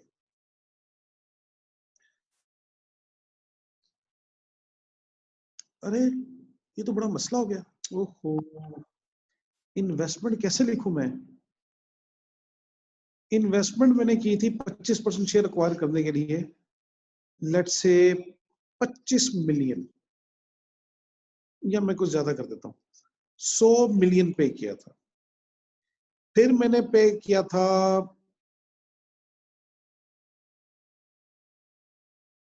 120 मिलियन। फिर मैंने पे किया था 10 मिलियन। फिर मैंने पे किया था 6 मिलियन।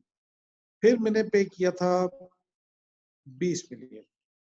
जी, कुछ जल्दी से बताएं मेरी इन्वेस्टमेंट कितनी है?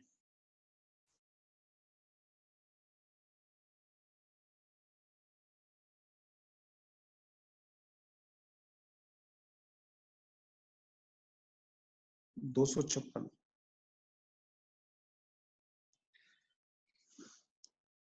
220, 230, 250, 256।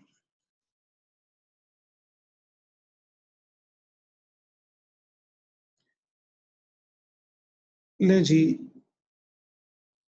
आपने अवेलेबल डाटा को सामने रखते हुए जवाब तो दे दिया, लेकिन 256 लिखना ना इलॉजिकल है, इलॉजिकल, वेरी इलॉजिकल। क्यों? सुने जरा। क्या 256 मैंने एक्विजिशन डेट पे पे किया? एक्विजिशन डेट क्या है? 1 जनवरी 2019। हम एक्विजिशन डेट किसे कह रहे हैं? 1 जनवरी 2019। और 1 जनवरी 2019 को क्या वाकई हमने 256 मिलियन की इन्वेस्टमेंट की है? नहीं, हमने तो 20 मिलियन की है। लेकिन क्या 20 मिलियन के बदले में हमें कंट्रोल मिल गया? मतलब अगर 20 मिलियन की इन्वेस्टमेंट सिर्फ यही करते तो कंट्रोल मिल जाना था? नहीं नहीं नहीं, खाली 20 की इन्वेस्टमेंट नहीं, खाली 20 की इन्वेस्टमेंट से कंट्रोल मिल जाना था आपको, अगर पिछली इन्वेस्टमेंट ना की होती। तो यहाँ पे ये मसला आएगा कि हमें ये करना है कि इन्वेस्टमेंट कैलकुलेट करते वक्त आज की इन्वेस्टमेंट तो 20 मिलियन लेंगे 1 जनवरी 2019 को, लेकिन 1 जनवरी 2019 को पिछली सारी इन्वेस्टमेंट की फेयर वैल्यू लेंगे, fair value of previous investment. आज से पहले जितनी भी इन्वेस्टमेंट की हुई थी उसकी फेयर वैल्यू लेंगे। हो सकता है इसकी फेयर वैल्यू बढ़ के आज 130 हुई हो, इसकी फेयर वैल्यू बढ़ के 150 हुई हो, इसकी फेयर वैल्यू बढ़ के फॉर एग्जांपल 15 मिलियन हुई हो, इसकी फेयर वैल्यू बढ़ के 10 मिलियन हुई हो। अब इन सब का टोटल कर लेंगे। Fair value today, fair value at reporting date, sorry at acquisition date. जब हमने फेयर एक्विजिशन की है उस दिन इनकी फेयर वैल्यू क्या थी? 130, 150, 115 और 10 प्रीवियस इन्वेस्टमेंट की। 20 की इसलिए फेयर वैल्यू लेने की जरूरत नहीं, ये तो की ही हमने एक्विजिशन डेट पे ना, तो पिछली इन्वेस्टमेंट की फेयर वैल्यू बनती है 280, 290, 305।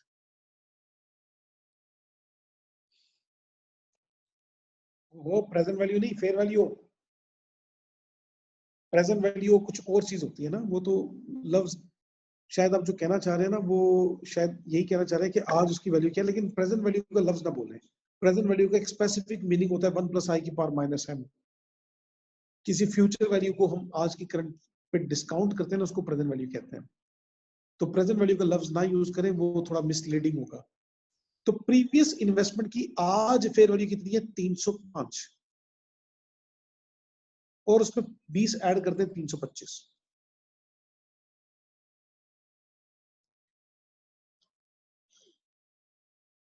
जी बिल्कुल सही कह रहे हैं बच्चों। मेरी बैलेंस शीट टैली नहीं करेगी अब, मेरी बैलेंस शीट टैली नहीं करेगी। क्यों? क्योंकि मेरी बैलेंस शीट के फेस पे, मेरी मित्र पेरेंट की बैलेंस शीट के फेस पे इन्वेस्टमेंट आ रही है 256 की, इन्वेस्टमेंट आ रही है 256 की, लेकिन वर्किंग टू करते हुए मैंने इन्वेस्टमेंट कितनी लिखी है? 325 की। तो मेरी बैलेंस शीट टैली नहीं करेगी अब।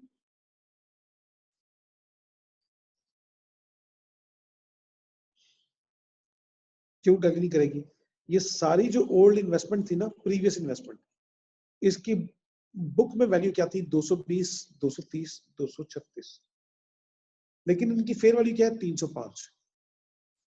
तो ग्रुप रिटेन अर्निंग में इसका डिफरेंस हम ले जाएंगे, गेन हुआ है। 236 वाली इन्वेस्टमेंट बढ़ के 305 की हो गई, तो गेन ऑन प्रीवियस इन्वेस्टमेंट।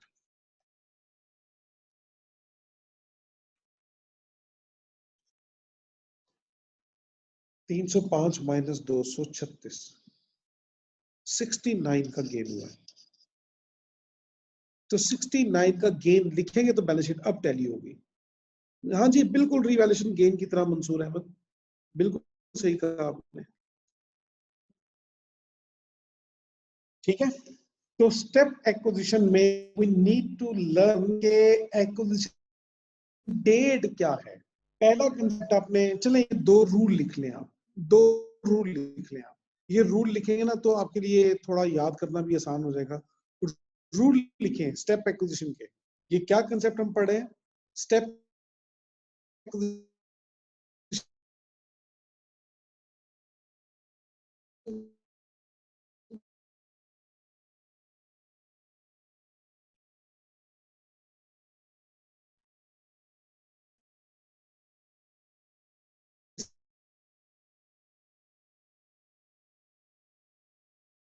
दो लफ्ज यूज होते हैं, इसको स्टेप एक्विजिशन भी कहते हैं, इसको पीस में।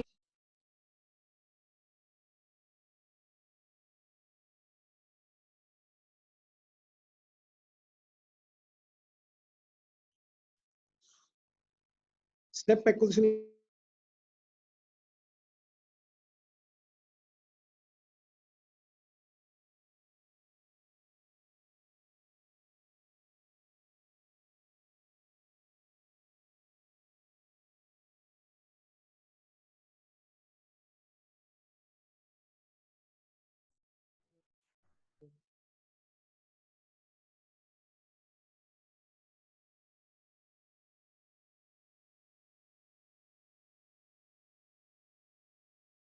जी, अब आवाज आ रही है आपको?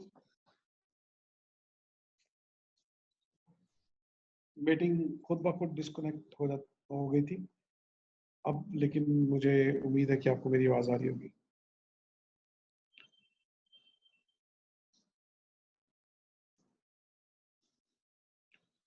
अच्छा, मैं पूछ रहा था कि स्टेप एक्विजिशन और पीस मील एक्विजिशन दोनों का मतलब एक ही है। पीस मील एक्विजिशन, पीस मील का लफ्जी मतलब पता है ना सबको? थोड़ा थोड़ा टुकड़ों में, टुकड़ों में अक्वायर करना। ठीक है,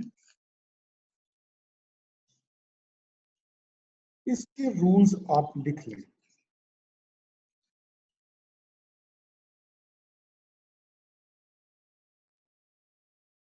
एक्विजिशन डेट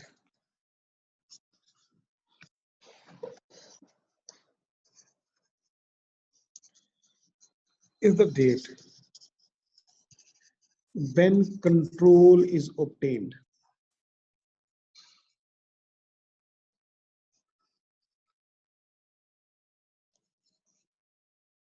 पहली बात।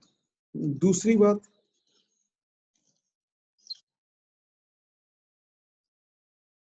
at acquisition date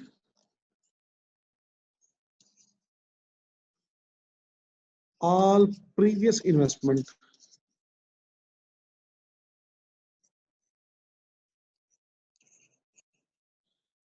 will be measured at fair value और थ्रू गेन कहाँ जाएगा, through gain in retain earning, gain को ले जाएंगे रिटेन अर्निंग में। मैं एज्यूम कर रहा हूँ गेन ही होगा, लॉस भी हो सकता है, वैसे गेन या लॉस होगा वो कहाँ चला जाएगा, रिटेन अर्निंग में।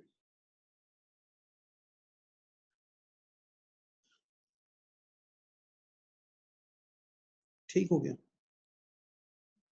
चलो बस इतना ही आपको समझाना था। स्टेप एक्विजिशन, स्टेप एक्विजिशन का कल मैं आपके साथ एक क्वेश्चन शेयर करूंगा। आज फिलहाल जो है ना, आप वो लेटर वाला क्वेश्चन कर लें डिस्पोजल का, पहले डिस्पोजल कर लें, फिर स्टेप एक्विजिशन भी मैं आपको कल क्वेश्चन शेयर कर दूंगा। कल का मतलब है नेक्स्ट मंडे, अब मंडे को क्लास होगी हमारी, तो मैं स्टेप एक्विजिशन का, बल्कि मुझे ना आज या कल याद करवाइएगा, आज ना भी करवाएं कोई मसला नहीं, क्योंकि अभी आज आपके पास होम असाइनमेंट करने को है लेटरल वाला क्वेश्चन। कल बेशक याद करवा दीजिएगा, मैं आपके साथ वो शेयर कर दूंगा स्टेप एक्विजिशन वाला क्वेश्चन। ठीक है, तो मंडे को जब आप आएंगे, आपने डिस्पोजल वाला क्वेश्चन भी किया होगा, स्टेप एक्विजिशन वाला क्वेश्चन भी किया होगा। ठीक है, तो इस तरह से हमारी स्टेप एक्विजिशन भी हो गई, फर्दर एक्विजिशन भी हो गई। फर्दर एक्विजिशन और चीज थी, देखिए फर्दर एक्विजिशन किसी और, मतलब वो कोई और चीज थी। वो ये था कि एक्विजिशन होने के बाद मैं कोई मजीद शेयर लूंगा ना, तो उसके लिए मैंने एक नया लफ्ज इंट्रोड्यूस किया, मतलब वो एक आसानी के लिए, ताकि फर्क याद रहे कि फर्दर एक्विजिशन असल में मैं किसे कह रहा हूँ। एक ऐसी एक्विजिशन को जो ऑलरेडी मेरी सब्सिडरी थी, उसके मजीद कुछ शेयर ले लिए। तो keep in mind the difference between further acquisition and step acquisition. Further acquisition मैं उसे कह रहा हूं कि जिसमें ऑलरेडी वो मेरी सब्सिडरी थी और मैंने कुछ शेयर और ले लिए। स्टेप एक्विजिशन में उसे कह रहा हूं कि वो ऑलरेडी मेरी सब्सिडरी नहीं थी, मैंने थोड़े थोड़े करके उसके शेयर लिए, और जिस दिन वो कंट्रोल मेरे पास आ गया उस दिन को मैं कहूंगा एक्विजिशन डेट। ठीक हो गया बच्चों?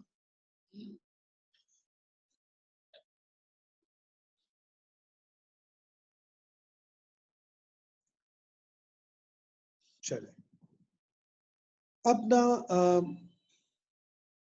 जरमीना ने पूछा था कि हमारी कंसोलिडेशन खत्म हो गई है, तो let me tell you very clearly कि कंसोलिडेशन में अब हमने क्या पढ़ना है और क्या रह गया है। हमने कॉम्प्लेक्स कंसोलिडेशन जब से स्टार्ट किया है, पता नहीं कब से स्टार्ट किए, तो हमने क्या क्या पढ़ा है। हमने वर्टिकल ग्रुप पढ़ा, हमने डी शेप ग्रुप पढ़ लिया, तो स्पीड माशाल्लाह अच्छी है हमारी। हमने डिस्पोजल के 4 सिनेरियो पढ़े,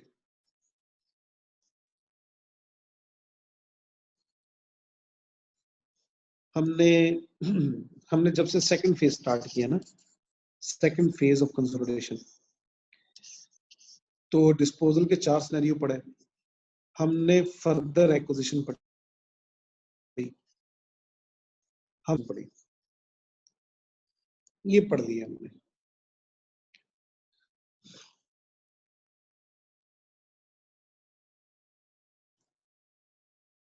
अच्छा, ये अच्छी स्पीड होने का मतलब ये क्यों हमारी स्पीड बेहतर है, क्योंकि हमने बेसिक कंसोलिडेशन अच्छे तरीके से समझ ली हुई है, और मुझे ये पूरी उम्मीद है कि आप लोगों ने खूब प्रैक्टिस की हुई है। आपकी पार्टिसिपेशन से चलता है पता कि आपको जितने क्वेश्चन मैंने वो शेयर किए थे या व्हाट्सएप ग्रुप में या क्लास में, आपने वो क्वेश्चन अच्छी खासी प्रैक्टिस की हुई है। तो वो प्रैक्टिस करने के बाद अब आपको कंसोलिडेशन में इतनी एक्सपर्ट आ गई कि अब आपको क्वेश्चन बड़ी जल्दी जल्दी समझ आएंगे और आप बड़ी आसानी से कर लिया करेंगे। लेकिन अब हमने क्या पढ़ना है, ये चीजें हम पढ़ चुके हैं, और पढ़ना क्या है,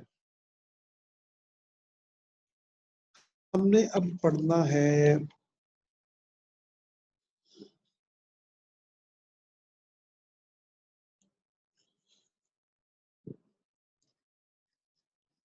consolidated statement of cash flow, ये भी बहुत फेवरेट एरिया है एग्जामिनर का। फिर हमने पढ़ना है फॉरेन सब्सिडरी,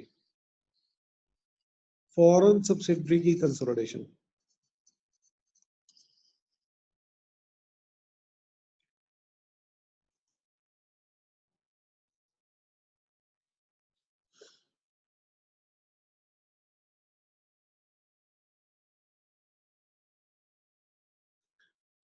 अच्छा, अहमद एजाज कह रहे हैं कि कैश फ्लो मुश्किल होगा, कैश फ्लो सबसे आसान है। अगर आपको बेसिक कैश फ्लो आती है तो कैश फ्लो की कंसोलिडेशन कुछ भी नहीं है।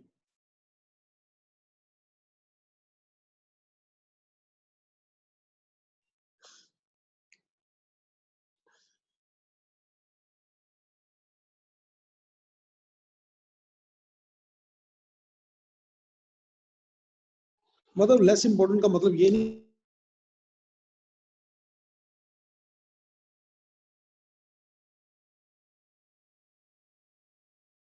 क्वेश्चन मिल जाएंगे, लेकिन कैश फ्लो के आपको काफी क्वेश्चन मिल जाएंगे।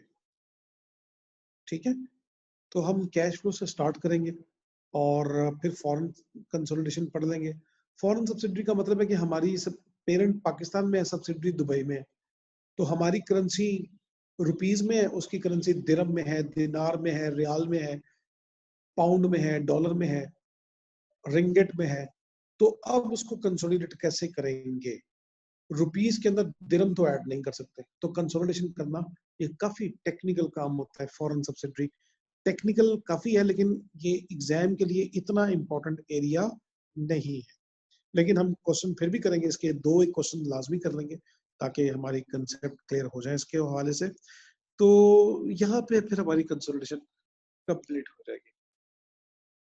ठीक हो गया, तो अब हम पढ़ेंगे consolidated statement of cash flow. So are you ready for cash flow?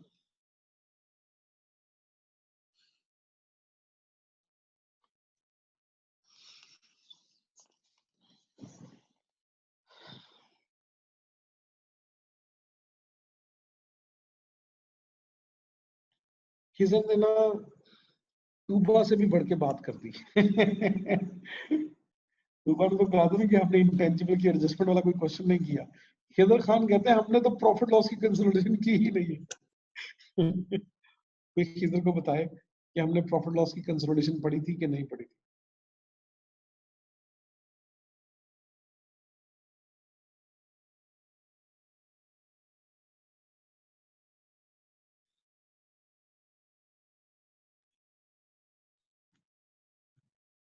अच्छा,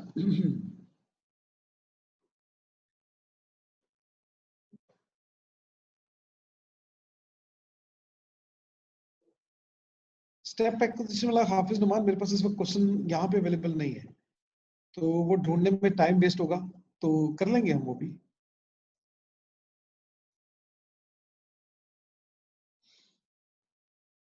सेकंड फेज के अंदर हमने प्रॉफिट लॉस की कंसोलिडेशन अहमद एजाज कहते हैं कि नहीं की।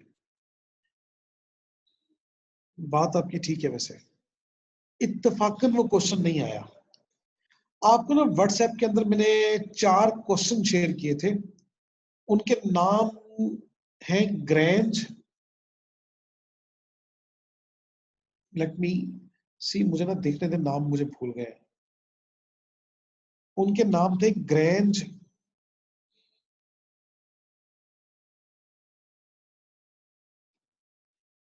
लार्गो, ईजॉय, ब्रेवेडो और बेथ। 5 क्वेश्चन थे ये, बेथ, ब्रेवेडो, ईजॉय, ग्रेंज और लार्गो।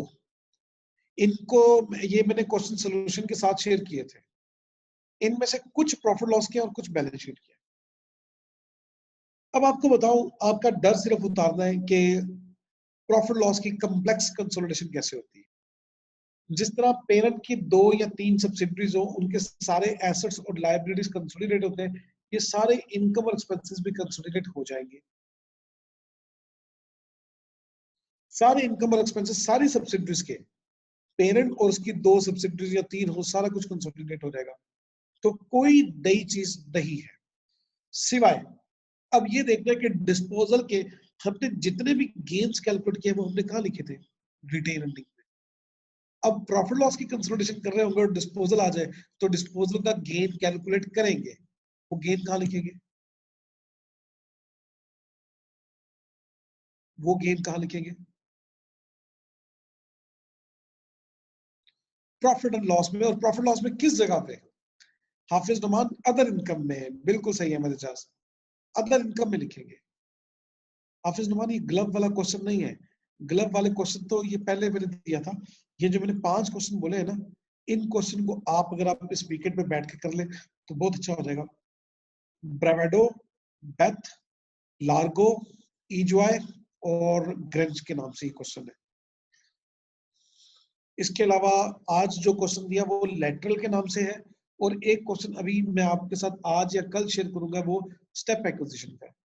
तो इस तरह ये 7 क्वेश्चन टोटल हो गए। तो बहुत कुछ है करने को आपके पास इन 3-4 दिनों में।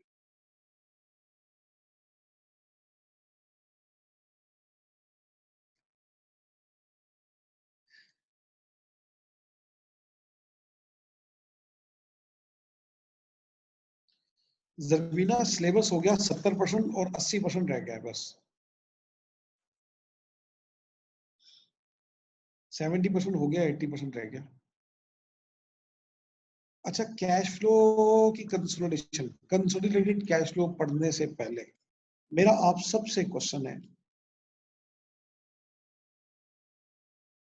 जान दे यार हसन अरशद, कहाँ ले गए मुझे, इतने रिवर्स गियर लगाते हैं। ये थी जी फर्दर एक्विजिशन और स्टेप एक्विजिशन की स्क्रीन।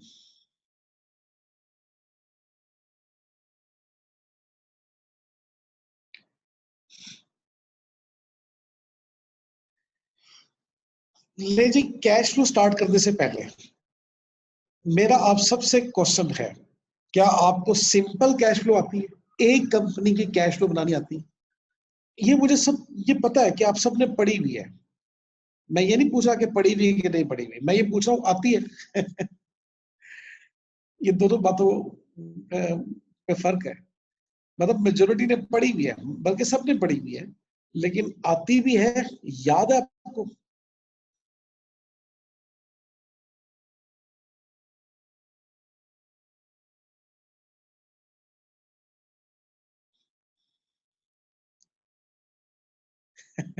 जबीना का आंसर है I think yes, but I think no. Faisal Ali ने देखे ना, सच्ची और खरी बात की, मुबशर लुकमान की तरह।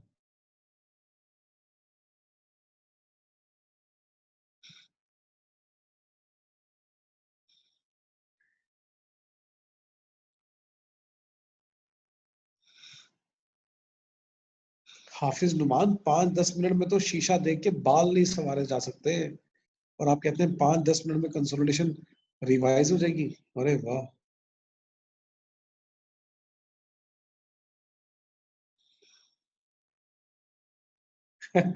राव कहता है मुझे याद है लेकिन अपने लिए, कोई बस पूछे ना मुझसे।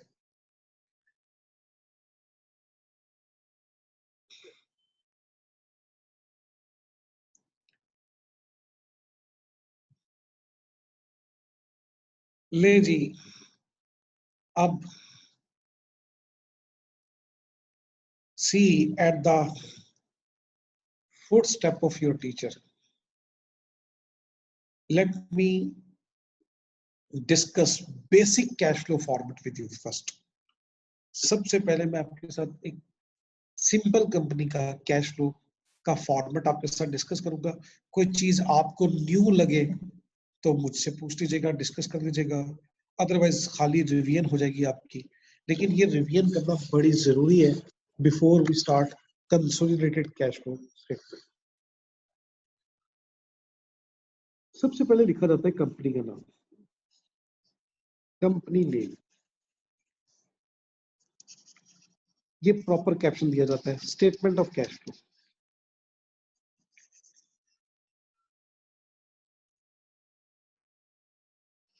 For the year ended 31 December whatever. 19। हम अपनी बिजनेस की कैश की जितनी भी इनफ्लो और आउटफ्लो है, इसको IS7, ये IS7 है, 3 कैटेगरीज में डिवाइड करते हैं। ऑपरेटिंग एक्टिविटीज में,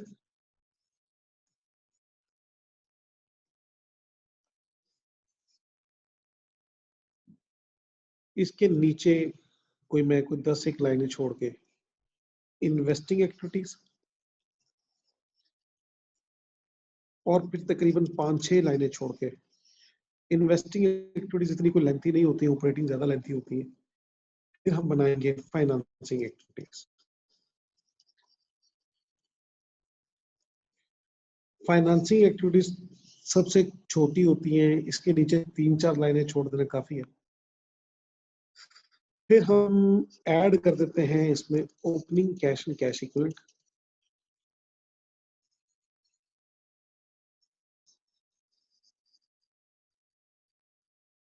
और हमारे पास आ जाता है closing cash and cash equivalent.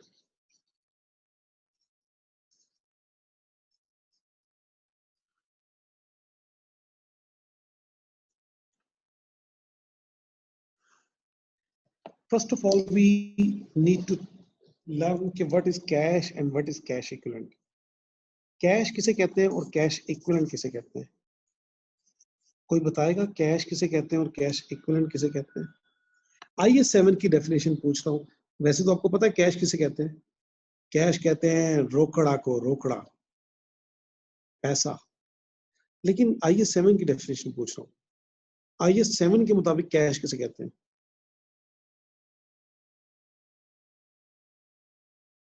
Cash includes cash in hand.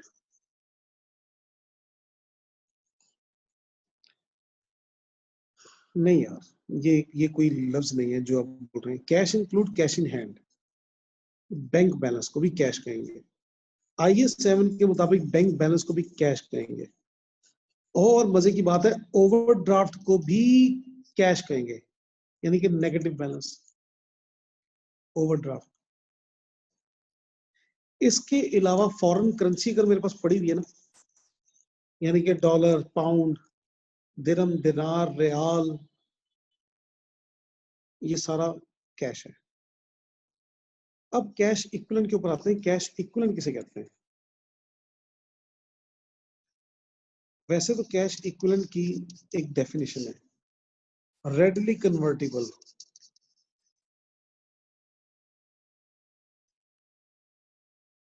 into certain amount of cash.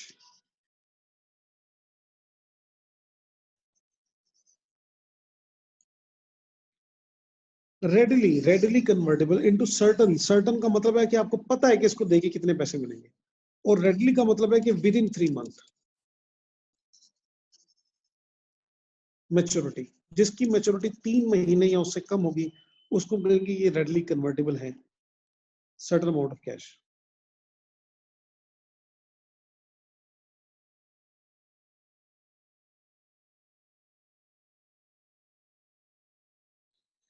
जी ठीक है, कुछ बच्चों के आंसर मैं देख रहा हूँ, लेकिन ये याद रखें कुछ बच्चों ने ना शॉर्ट टर्म इन्वेस्टमेंट लिखा है।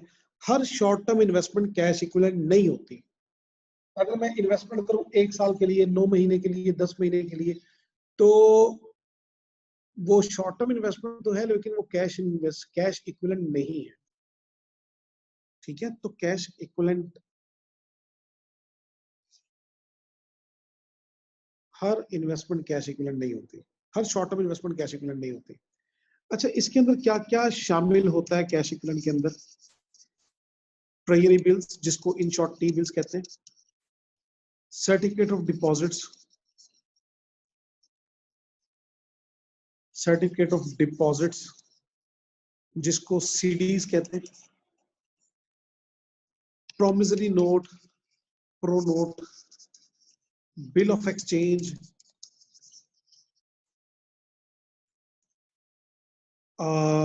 IOU, IOU का पता ना आपको? IOU ठीक है, तो ये सारी चीजें ना कैश इक्विवेलेंट गिनी जाती हैं। इवन प्राइस बॉन्ड अगर मेरे पास पड़े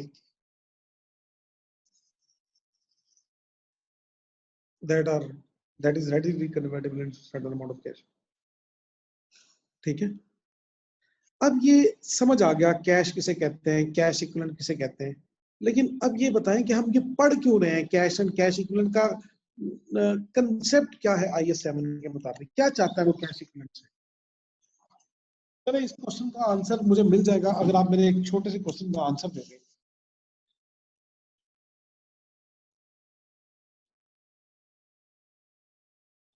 हाफिज नुमान, मुझे नहीं समझ आई कि O2 और O बाय में बहुत कंफ्यूजन क्या होती है। O का मतलब होता है मकरूज होना, IOU, मैं आपका मकरूज हूं। O का मतलब होता है मकरूज होना, IOU, you are owed by me, passive voice. You are owed by me, इसका मतलब यही है, सेम है। एक है you owe me, आप मेरे मकरूज हैं, या I am owed by you, ये दोनों सेम है। लेकिन पता है क्या, ये इंग्लिश में ये कोई भी इंग्लिश का टीचर तो नहीं बताएगा ये ओ का मतलब, या IOU का मतलब तो नहीं बताएगा, तो या I am awed by you का मतलब तो नहीं बताएगा। तो ये अकाउंटिंग के टीचर को थोड़ी बहुत अंग्रेजी पढ़ानी पड़ती है। कभी इंग्लिश के टीचर ने आपको बताया कि डेटर का मतलब क्या होता है, चाहे जितना मर्जी इंग्लिश मीडियम से पढ़ के आए।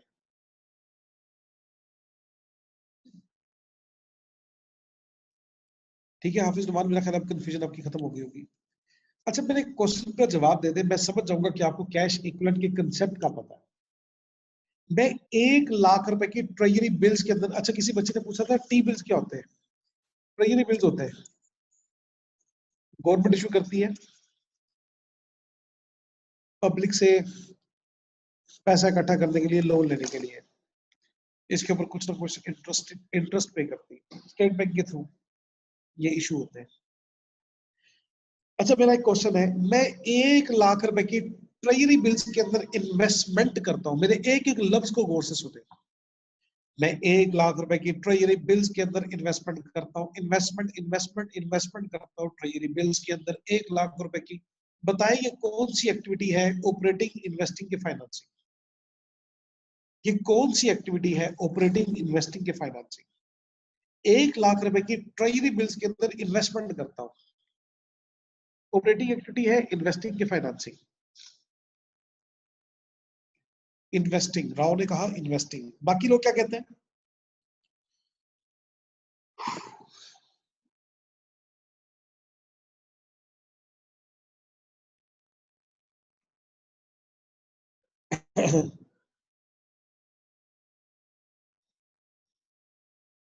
जमीना ने कहा फाइनेंसिंग, खिजर ने कहा इन्वेस्टिंग, अहमद इजाज ने कहा फाइनेंसिंग, मंसूर ने कहा इन्वेस्टिंग।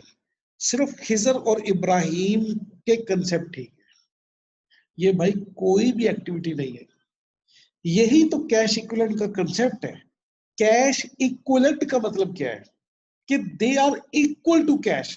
ये कैश है नहीं, ये कैश नहीं है, लेकिन they are treated as cash. ये कैश समझे जाएंगे as per IS 7, equal to cash, they are treated as equal to cash. ये कैश नहीं है, ट्रेजरी बिल कैश नहीं है, लेकिन ये कैश ट्रीट होगा IS 7 के मुताबिक। तो इसका मतलब है मैं कैश देके कैश ही ले रहा हूं, तो एक्टिविटी तो कोई हुई नहीं। कैश देके कैश ले रहा हूं, एक्टिविटी तो कोई भी नहीं हुई। ये तो बिल्कुल ऐसी है, मैं कहूँ कि 1000 रुपए दे के मैंने 2 5 वाले लिए, बताए इसकी एंट्री क्या पास हो गई, ये तो कोई ट्रांजेक्शन ही नहीं हुई, कैश देके कैश लिया। ठीक है अहमद एजाज, मतलब कोई ऐसा अकाउंटेंट ना हो जो 1000 का चेंज ले, 100 रुपए के 10 नोट और इसकी भी एंट्री पास कर रहा हो कि नीला नोट क्रेडिट, लाल नोट डेबिट।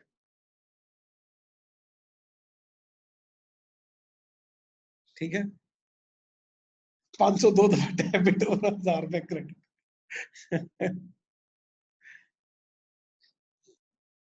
असल में कैश का कलर चेंज किया ना, सिर्फ 1000 देके 2 500 वाले लिए, कैश का कलर चेंज हुआ है। तो IAS 7 की नजर में ये कैश इक्वल टू कैश, मतलब लफ्ज है cash equivalent, they are equal to cash. तो आप कैश देके कैश ही ले रहे हैं, इसका मतलब है IAS 7 से हटके पूछे तो डेफिनेटली इसकी एंट्री होनी चाहिए, कैश क्रेडिट इन्वेस्टमेंट डेबिट होना चाहिए। लेकिन IAS 7 के मुताबिक जब वो इसको कैश इक्वलेंट ट्रीट कर रहा है, कैश के इक्वल ट्रीट कर रहा है, तो इसका मतलब है हम कैश देके कैश ले रहे हैं, ये कोई भी एक्टिविटी नहीं है। तो हम जब भी कैश फ्लो कैश का वर्ड यूज करेंगे तो इसका मतलब होगा इंक्लूड्स कैश इक्विवेलेंट। ठीक है, जैसे मैं अभी जब आपके सामने फॉर्मेट बनाऊंगा ये बात मैं रिपीट करूंगा। नहीं जी, मैं स्टार्ट करूंगा इन्वेस्टिंग से कि इन्वेस्टिंग में क्या क्या आता है। इन्वेस्टिंग में आता है आपने किसी कंपनी के शेयर लिए हो, किसी कंपनी के डिबेंचर लिए हो, इसको कहते हैं इन्वेस्टमेंट करना। किसी कंपनी के शेयर या डिबेंचर लिए हो, आपने यही शेयर और डिबेंचर बेच दिए हो। शेयर और डिबेंचर को खरीदने को कहते हैं इन्वेस्टमेंट करना, इनको बेचने को कहेंगे डाइवेस्टमेंट करना। डाइवेस्टमेंट, तो इन्वेस्टमेंट करें तब भी इन्वेस्टिंग में लिखेंगे, डाइवेस्टमेंट करें तब भी इन्वेस्टिंग में लिखेंगे। अच्छा, ये तो हो गया शेयर और डिबेंचर की बात है। हम अपने ही बिजनेस के लिए non current asset, land, building, plant, machinery, tangible, intangible asset कोई खरीदेंगे ना, वो भी इन्वेस्टमेंट है, और उनको डिस्पोज करेंगे तो वो भी इन्वेस्टिंग में ही लिखेंगे। जी बिल्कुल, प्रॉपर्टी प्लांट इक्विपमेंट के भी वहीं पे आ जाएगी। तो इन्वेस्टिंग में क्या क्या आएगा?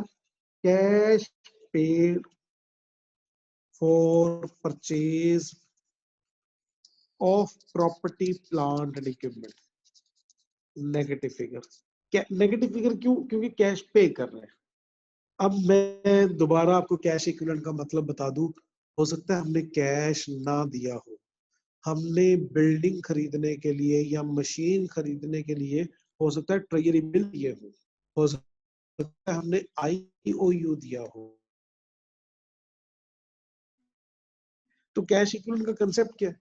हम यहाँ पे जहां जहां कैश का लफ्ज लिखेंगे ना, it includes cash equivalent, it includes cash equivalent. कि कैश इक्विवेलेंट का मतलब ही यही है कि हम IOU, promissory note, bill of exchange, treasury bills को कैश ही ट्रीट कर रहे हैं। ठीक हो गया बच्चों? नहीं जी, अगली बात, cash received from disposal of property plant and equipment.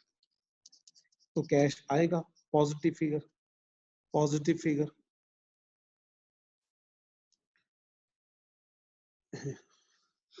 ठीक हो गया।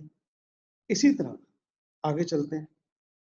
Cash paid for investments.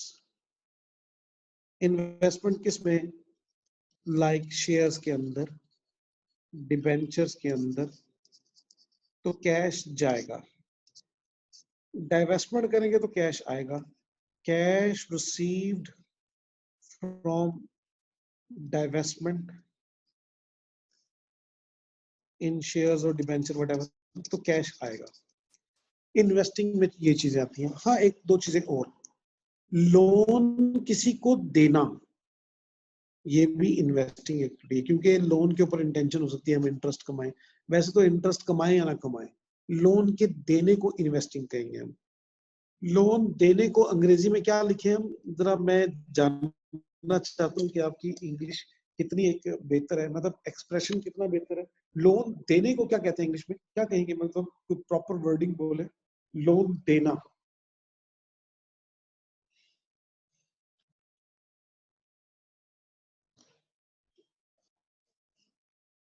Given, granted, ठीक है, एडवांस, लोन एडवांस करना।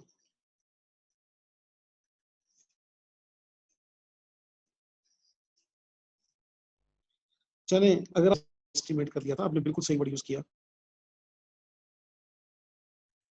लेकिन असल में मैंने पता क्यों पूछा है, एक कंफ्यूजन हो जाती है। लोन किसी को दिया हो वो वापस लेना, इसको इंग्लिश में क्या कहेंगे आप? सॉरी, ओहो, मैं गलत पूछ लिया क्वेश्चन। लोन देना तो हो गया, लोन हमने लिया हो वो वापस कर रहे हो, उसको क्या कहेंगे?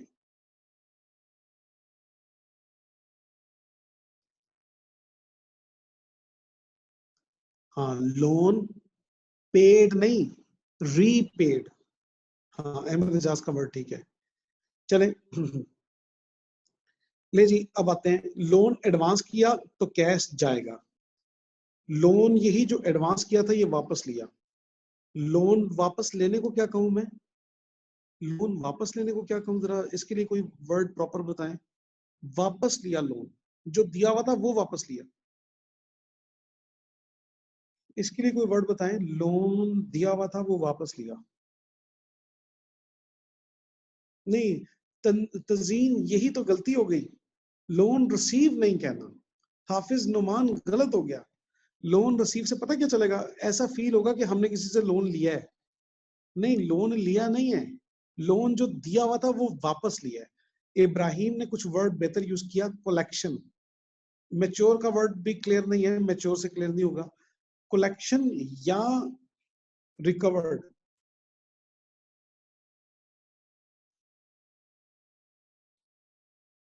लोन रिसीव का लफ्ज गलत है, लोन रिसीव से लगेगा कि शायद हमने कहीं से लोन लिया है, हमने लोन लिया नहीं है, जो दिया हुआ था वो वापस लिया है। तो कलेक्शन, रीइंबर्समेंट एक बच्चे ने बोला ठीक है, महीन ने, रीइंबर्समेंट, लोन रीटेकन कोई लफ्ज नहीं है यार, लोन रिकवर या कलेक्शन। चलें, अब इन सारी इन्वेस्टमेंट के ऊपर हमें कुछ रिटर्न मिल सकता है जो कि इंटरेस्ट की शक्ल में होगा या डिविडेंड की शक्ल में होगा। तो इंटरेस्ट और डिविडेंड का रिसीव हो जाना, ये पॉजिटिव होगा। इन सारे फिगर्स का हम टोटल करेंगे, और टोटल पॉजिटिव भी हो सकता है, नेगेटिव भी हो सकता है। अगर पॉजिटिव होगा तो हम लिखेंगे नेट कैश जनरेटेड फ्रॉम, और अगर नेगेटिव हुआ तो हम कहेंगे यूज्ड इन ऑपरेटिंग एक्टिविटीज।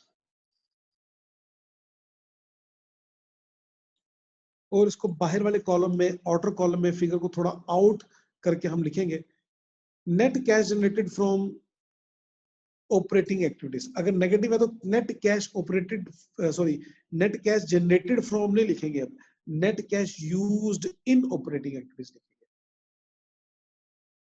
अब बात करेंगे हम फाइनेंसिंग की।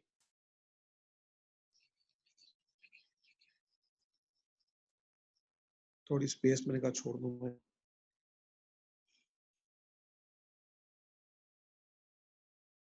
रिकूपमेंट भी ठीक है यार, ठीक है वो भी लफ्ज।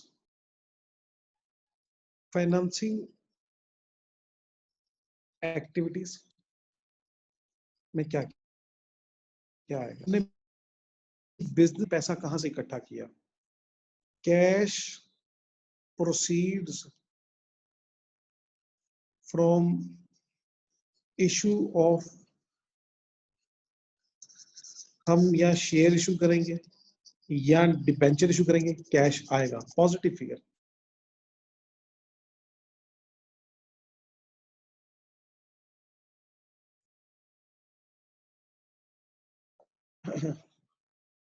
जी, अहमद एजाज लिख सकते हैं, लेकिन जनरेटेड और यूज ये अप्रोप्रिएट वर्ड है। अच्छा, हमने जो शेयर और डिबेंचर इशू किए हैं इनको रिडीम भी कभी करना पड़ सकता है, लेकिन शेयर नॉर्मली रिडीम नहीं होते, ऑर्डिनरी शेयर खासतौर पे, डिबेंचर रिडीम हो जाते हैं। तो cash paid for redemption of shares और डिबेंचर। शेयर अगर प्रेफर शेयर है तो रिडीम हो सकते हैं, ऑर्डिनरी शेयर नॉर्मली रिडीम नहीं होंगे, तो ये कैश नेगेटिव आ जाएगा। लोन किसी से लेना, इसको कहते हैं लोन ऑब्टेन्ड, पॉजिटिव। जो लिया हुआ लोन है वो वापस करना, इसको कहते हैं लोन रीपेड, नेगेटिव। अब ये जो हमने फाइनेंसिंग की है, लोगों से पैसा इकट्ठा किया है, इसके ऊपर इंटरेस्ट या डिविडेंड पे करेंगे।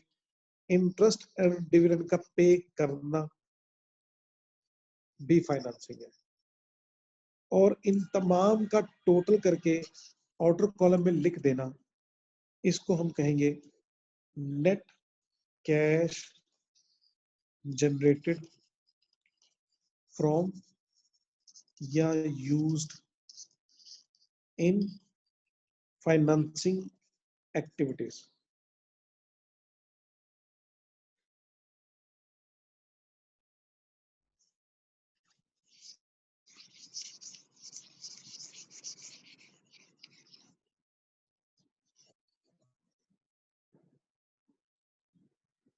फिर हम नीचे एक लाइन में लिखेंगे सारी ऑपरेटिंग, इन्वेस्टिंग और फाइनेंसिंग। ऑपरेटिंग को भी डिस्कस करते हैं, लेकिन ऑपरेटिंग का भी कोई फिगर आ रही होगी, तो फिर तीनों एक्टिविटीज का ग्रैंड टोटल करेंगे।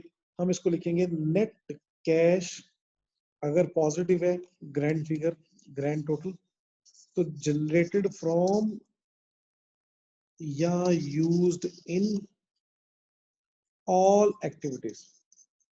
इसमें फिर ओपनिंग ऐड कर देंगे, opening cash and cash equivalent,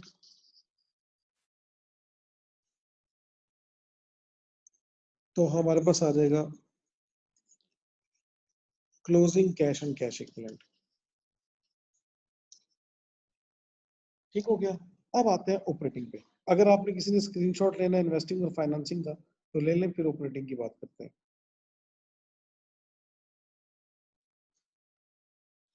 या ऑपरेटिंग की बात फिर नेक्स्ट क्लास में करें, टाइम ज्यादा हो जाएगा।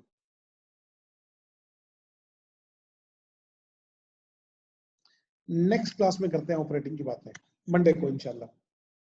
तो उससे पहले आप कंसोलिडेशन के खूब क्वेश्चन करेंगे। 7 क्वेश्चन जो मैंने आपको पॉइंट आउट किए हैं वो आप करके आएंगे इंशाल्लाह। तो इंशाल्लाह मंडे को अगर कोई डिस्पोजल वाले क्वेश्चन में कोई मसला होगा तो पूछ लेंगे आप मुझसे, या स्टेप एक्विजिशन वाले क्वेश्चन में। अदरवाइज हम कैश फ्लो से स्टार्ट लेंगे। See you on Monday. Thank you very much and अल्लाह हाफिज।